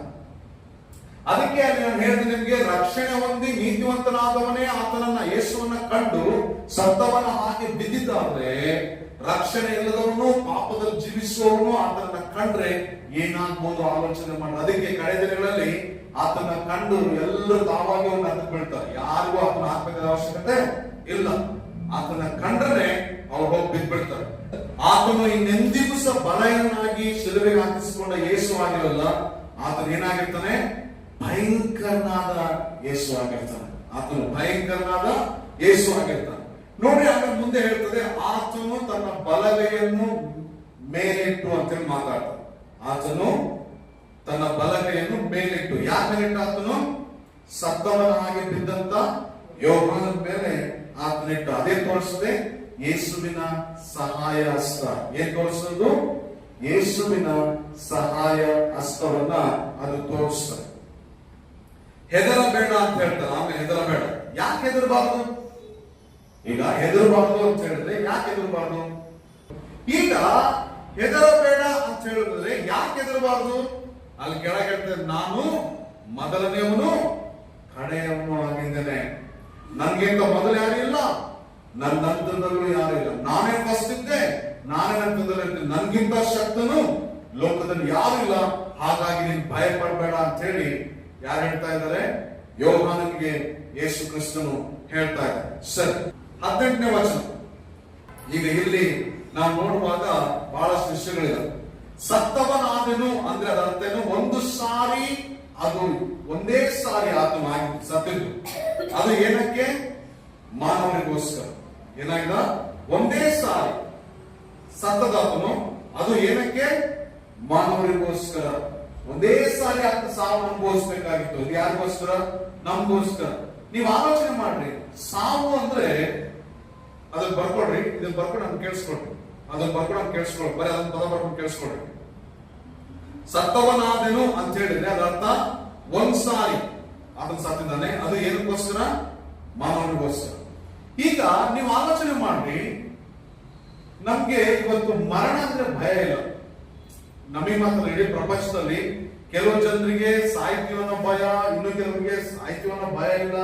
ಸತ್ತೋದ್ಮೇಲೆ ಎಲ್ಲಿ ಹೋಗ್ತೀವೋ ಏನೋ, ನಮಗೇನು ಗೊತ್ತಾಗ್ತದೆ, ಹೇಗಂತ ಗೊತ್ತಾಗ್ತದೆ, ಏನೋ ಹೇಗಿತ್ತು ಅಂತ ನಾವು ಬಹಳ ಜನರಿಗೆ ಮಾತಾಡ್ತಾರೆ. ಆದ್ರೆ ಸಾಯುವ ನಂತರದ ವಿಷಯ ಎಷ್ಟು ಭಯಂಕರವಾಗಿರುತ್ತೆ ಅಂತೇಳಿ ಯೇಸುವಿನ ಮರಣ ತಿಳಿಸ್ಕೊಡ್ತಾರೆ. ಪ್ರತಿ ಮಾನವನ ಮರಣ ಎಷ್ಟು ಭಯಂಕರವಾಗಿರ್ತಂದ್ರೆ, ಆ ಭಯಂಕರತೆಯನ್ನು ತೀರಿಸೋದಕ್ಕೋಸ್ಕರ ಸ್ವತಃ ದೇವರೇ ಸಾಯಬೇಕಾಯ್ತು. ಆ ಸಾವು ಏನಕ್ಕಪ್ಪ ಅಂದ್ರೆ, ಪ್ರತಿಯೊಬ್ಬನ ಮಾನವನ ಸಾವು ಅಷ್ಟು ಭಯಂಕರತೆ ಹೊರಟೋಗ್ತದೆ. ಅದಕ್ಕೆ ದೇವರೆಲ್ಲವನ್ನು ಮನುಷ್ಯರು ತಿಳಿಸಿದಾನೆ, ಬಟ್ ಇದನ್ನ ಮಾತ್ರ ತಿಳಿಸಿಲ್ಲ. ಯಾವುದು? ಸಾವು. ಹುಟ್ಟನ್ನು ಬೇಕಾದ್ರೆ ಯಾರು ಬೇಕಾದ್ರೆ ಹೇಳ್ಬೋದು. ಇವತ್ತೆಲ್ಲ ಹುಟ್ಟನ್ನ ಹೇಳ್ಬಿಡ್ತಾರೆ. ಇಷ್ಟು ವರ್ಷದ ಮಗು, ಇಷ್ಟು ತಿಂಗಳ ಮಗು, ಇಷ್ಟು ವಾರದ ಮಗು, ಇಷ್ಟು ದಿನಕ್ಕೆ, ಈ ಡೇಟ್ಗೆ, ಈ ತಿಂಗಳಿಗೆ, ಈ ವರ್ಷದಲ್ಲಿ ಹುಟ್ಟು ಬಿಡ್ತಂದ್ರೆ ಡೈರೆಕ್ಟ್ ಆಗಿ ಹೇಳ್ಬಿಡ್ತಾರೆ. ಬಟ್ ಸಾವನ್ನ ಯಾರು ಹೇಳಕ್ಕಾಗಲ್ಲ. ಯಾಕೆ ಹೇಳಕ್ಕಾಗಲ್ಲ ಅಂದ್ರೆ, ಸಾವು ಅದನ್ನ ಮಿಸ್ಟ್ರಿ ಆಗಿ ದೇವರಿಟ್ಟಿದ. ಆ ಸಾವು ಮಿಸ್ಟ್ರಿ ಆಗಿರೋದ್ರಿಂದ ಅದನ್ನ ನಾವು ಬಹಳ ಜಾಗ್ರತೆ, ಅಂದ್ರೆ ನಾವು ಭಯಪಟ್ಟು ಬದುಕ್ಬೇಕಂತಲ್ಲ, ಅದ್ರೊಳಗೆ ನಾವು ಏನ್ ಮಾಡ್ಬೇಕು, ಏನ್ ತಿಳ್ಕೊಳ್ಬೇಕು ತಿಳ್ಕೊಂಡ್ಬಿಡ್ಬೇಕು. ಯಾಕಂದ್ರೆ ಆ ಸಾವಿಗೋಸ್ಕರ ಶ್ರೇಷ್ಠನಾದ ಒಬ್ಬ ಆತನ ಸತ್ತಿದ್ದಾರೆ. ಯಾರಾತನು? ಸ್ವತಃ ನಿನ್ನನ್ನ ನನ್ನನ್ನ ಲೋಕವನ್ನು ಸೃಷ್ಟಿ ಮಾಡಿದ ಯೇಸು ಕ್ರಿಸ್ತ. ಅದಕ್ಕೆ ಸತ್ತವನಾದನು ಅಂದ್ರೆ ಒಂದೇ ಸಾರಿ, ಅದು ಏನಕ್ಕೆ? ಮಾನವರಿಗೋಸ್ಕರ. ಆಮೇಲೆ ಈಗ ಹೇಳ್ತಾರೆ, ಈಗ ಬದುಕುವವನಾಗಿದ್ದೇನೆ. ಈಗ ನಾನು ಬದುಕುವವನಾಗಿದ್ದೇನೆ, ಅದೇನ್ ತೋರಿಸ್ಕೊಡ್ತದೆ? ಬದುಕುವವನಾಗಿದ್ದೇನೆ ಅಂದ್ರೆ ಪುನರುತ್ಥಾನ, ನಾನು ಎದ್ದಿದ್ದೀನಪ್ಪ. ಅದಕ್ಕೆ ಕೇಳಿಸ್ಕೊಳ್ರಿ, ಈ ಪುನರುತ್ಥಾನ ಅಂದಾಗ ನಾವೆಲ್ಲರೂ ಜಾಗ್ರತೆ ವಹಿಸ್ಬೇಕು ವಿಷಯದಲ್ಲಿ. ಈಗ ಬದುಕುವವನಾಗಿದ್ದೇನೆಂದ್ರೆ ನಮ್ಗೆ ದಿನದೊಳಗೆ 24 ತಾಸೊಳಗೆ ನಮ್ಮ ಪಕ್ಕದಲ್ಲಿ ದೇವರಿಂದ ಅಂತ ನಮ್ಗೆ ಬಹಳಷ್ಟು ಸಲ ನಂಬಿಕೆ ಇರೋದೇ ಇಲ್ಲ. ನಮಗೆ ದೇವರು ನಮ್ ಸಂಗಡ ಇದ್ದ, ನಮ್ ಜೊತೆಗಿದ್ದ ಅಂತೇಳಿ ನಮಗೆ ನಂಬಿಕೆನೇ ಇರಲ್ಲ. ನಮಗೆ ಒಂದಿನ ಮಾತ್ರ ಅಲ್ಲ, ವಾರಗಳಾದ್ರೂ, ತಿಂಗಳುಗಳಾದ್ರೂ, ವರ್ಷಗಳಾದ್ರೂ ನಮ್ಗೆ ನಂಬಿಕೆ ಇರೋದಿಲ್ಲ. ಆದ್ರೆ ಈಗ ಬದುಕುವವನಾಗಿದ್ದೇನೆಂದ್ರೆ ಈಗ ಆತನ ಪುನರುತ್ಥಾನ ಆಗಿದೆ ಅಂತ ಅರ್ಥ. ಅಂದ್ರೆ ಇವತ್ತು ಆತನ ನನ್ನ ಜೊತೆಗಿದ್ದಾನೆ ಅಂತ ಅರ್ಥ. ಇದು ನಾವೆಲ್ಲರೂ ತಿಳ್ಕೊಳ್ಳೋದು ಬಹಳ ಪ್ರಾಮುಖ್ಯ. ದೇವರು ನಮ್ಮ ಜೊತೆಗಿದ್ದಾನೆ ಅಂತ ಹೇಳಿ ತಿಳ್ಕೊಳ್ಳೋದು ಬಹಳ ಪ್ರಾಮುಖ್ಯ. ಮೂರನೇ ಪದ ಏನ್ ಹೇಳ್ತಂದ್ರೆ, ಈಗೋ ನಾನು ಎಂದೆಂದಿಗೂ ಬದುಕುವವನಾಗಿದ್ದೇನೆ. ಇದೇ ತೋರಿಸ್ಕೊಡ್ತದೆ ಆತನ ನಿತ್ಯವಾದ ಅಸ್ತಿತ್ವವನ್ನು ತೋರಿಸ್ಕೊಡ್ತದೆ. ಅವಾಗಲೇ ನಿತ್ಯನು ಅಂತ ನಾವು ನೋಡಿದ್ವಿ. ಅಂದ್ರೆ ಆತನು ಯಾವಾಗಿಂದನೂ ಇದ್ದ ಅಂತ ಹೇಳಿ. ಈಗ ಎಂದೆಂದಿಗೂ ಬದುಕುವವನಾಗಿದ್ದೇನೆ ಅಂದ್ರೆ ಆತನು ನಿತ್ಯದಿಂದ ನಿತ್ಯಕ್ಕೆ ಇರ್ತಾನೆ ಅಂತ ಅರ್ಥ. ಆತನ ಕೊನೆ ಅನ್ನೋದು ಇಲ್ವೇ ಇಲ್ಲ ಅಂತ ಹೇಳಿ ಅದು ಮಾತಾಡ್ತದೆ. ಆಮೇಲೆ ಏನ್ ಹೇಳ್ತದೆ? ಆಮೇನ್. ಆಮೇಲೆ ಅಂದ್ರೇನು? ಮೇಲಿರೋದು, ಮೇಲೆ ಹೇಳಿದೆಲ್ಲ ಪದಗಳು ನಿಜ, ಮೇಲೆ ಹೇಳಿದೆಲ್ಲ ನಿಜ ಅಂತ ಹೇಳಿ ಮಾತಾಡ್ತದೆ. ಆಮೇಲೆ ಕೆಳಗಿನ ವಾಕ್ಯ ಹೇಳ್ತೇನೆ ಅಂದ್ರೆ ಪದ ಏನ್ ಹೇಳ್ತಂದ್ರೆ, ನರಕ ಮತ್ತು ಮರಣದ ಬೀಗದ ಕೈಗಳು ನನ್ನಲ್ಲಿ ಅವೆ. ಇದೇನಿದು? ನರಕ ಮತ್ತು ಮರಣದ ಬೀಗದ ಕೈಗಳು ನನ್ನಲ್ಲಿ ಅವೆ ಅಂದ್ರೆ, ಈಗ ನಾವ್ ಈ ಮನೆ ಬೀಗದ ಕೈ ನಮ್ಮ ಹತ್ರ ಇದೆ ಅಂದ್ರೆ, ಈ ಮನೆ ಯಾವಾಗ ಬೀಗ ಹಾಕ್ಬೇಕು, ಯಾವಾಗ ಬೀಗ ತೆಗಿಬೇಕು ಅನ್ನೋದು ಯಾರು ಡಿಸೈಡ್ ಮಾಡ್ತಾರೆ? ನಾನ್ ಡಿಸೈಡ್ ಮಾಡ್ಬೇಕು. ನನ್ನ ಕೈಲಿ ಏನಿದೆ? ನನ್ನ ಕೈಲೇನಿದೆ? ಬೀಗ ಇದೆ, ಕೀ ಇದೆ. ಈಗ ದೇವರು ಹೇಳ್ತಾರೆ, ನನ್ನ ಹತ್ರ ಬೀಗದ ಕೈಗಳಿದ್ದಾವ ಅಂತ ಹೇಳಿದ್ರೆ ಮರಣ ಯಾವಾಗ ಬರ್ಬೇಕು, ನರಕದ ಬಾಗಿಲು ಯಾವಾಗ ತೆಗಿಬೇಕು ಅಂತ ಹೇಳಿ ಡಿಸೈಡ್ ಮಾಡೋರು ಯಾರು? ಯೇಸು ಕ್ರಿಸ್ತನ. ಅದಕ್ಕೆ ಆತನ ಎಲ್ಲ ಅಧಿಕಾರ ಆತನು ಪಡೆದುಕೊಂಡಿದ್ದಾನೆ ಅಂತೇಳಿ ಆ ಪದ ತೋರಿಸ್ತದೆ. ಎಲ್ಲ ಅಧಿಕಾರ ಆತನು ಪಡೆದುಕೊಂಡಿದ್ದಾನೆ ಅಂತ ಹೇಳಿ ಆ ವಿಷಯ ತಿಳಿಸ್ತದೆ. ಓಕೆ, 19ನೇ ವಚನ ಜಾಗ್ರತೆ ಕೇಳಿಸ್ಕೊಡ್ರಿ. 19ನೇ ವಚನ, ನೀನು ಕಂಡವಳು ಅಂದ್ರೆ ಏನು? ಯೇಸು ಕ್ರಿಸ್ತನು ಲೋಕದಲ್ಲಿದ್ದಾಗ ಏನೆಲ್ಲ ಕಣ್ಣು ಅದು. ಆಮೇಲೆ ಎರಡನೇದು, ಈಗ ನಡೆಯುತ್ತಿರುವವುಗಳು. ಈಗ ನಡೆಯುತ್ತಿರುವವುಗಳು ಅಂದ್ರೆ ಇಲ್ಲಿ ಏನ್ ಹೇಳ್ತಂದ್ರೆ, ಅಪೊಸ್ತಲನಾದ ಯೋಹಾನ್ ಇದ್ದಿದ್ದು ಯಾವ ಕಾಲ? ಅದು ಸಭೆಯ ಕಾಲ. ಅಂದ್ರೆ ಸಭೆಯ ಕಾಲ ಇದ್ದಾಗ ಸಭೆಯಲ್ಲಿ ಏನ್ ನಡೀತಿತ್ತು, ಅಂದ್ರೆ ಸಭೆ ಕಾಲದಲ್ಲಿ ಏನ್ ನಡೀತದೋ ಅದನ್ನ ಬರಿ ಅಂತೇಳಿ ಅವನು ಮಾತಾಡ್ತಾನೆ. ಮೂರನೇದಾಗ ಹೇಳ್ತಾನೆ, ಇನ್ನು ಮುಂದೆ ಆಗಬೇಕಾದವುಗಳು ಅಂದ್ರೆ ಭವಿಷ್ಯದಲ್ಲಿ ಆಗ್ಬೇಕಾದವುಗಳು, ಮುಂದೆ ಸಂಭವಿಸಬೇಕಾದವುಗಳು ಅಂತ ಹೇಳಿ ಅದರ ಅರ್ಥ. ನಿಜ ಹೇಳ್ಬೇಕಂದ್ರೆ ಪ್ರಕಟಣೆ ಗ್ರಂಥ ಈ 3 ವಿಷಯನೇ ಬರೆಯಲ್ಪಟ್ಟಿರೋದು. ಪ್ರಕಟಣೆ ಗ್ರಂಥ ನಾವು ಅವಾಗ ನೋಡಿದ್ವಿ, ಯೇಸು ಕ್ರಿಸ್ತನ ಪ್ರಕಟಣೆ, ಅದು ದೇವರ ವಾಕ್ಯ ಮತ್ತು ದೇವರಿಂದ ಬಂತು ಪ್ರವಾದನೆ, ಅವೆಲ್ಲ ನಾವು ನೋಡ್ಕೊಂಡ್ವಿ. ಆದ್ರೆ 3 ಭಾಗ ವಿಭಾಗಿಸುವುದಾದ್ರೆ ಈ 3 ಭಾಗಗಳು ಏನದು? ನೀವು ಕಂಡವುಗಳು, ಈಗ ನಡೆಯುತ್ತಿರುವವುಗಳು, ಇನ್ನು ಮುಂದೆ ಆಗಬೇಕಾದವುಗಳು. ಇನ್ನು ಮುಂದೆ ಆಗ್ಬೇಕಾದವು. ಬೇಕಾದ್ರೆ ಇದು ಎಲ್ಲೆಲ್ಲಿ ಬರ್ತದೆ ಅಂತ ಹೇಳಿ ನಾನು ಸುಮ್ಮನೆ ಔಟ್ಲೈನ್ ಕೊಡ್ತೀನಿ.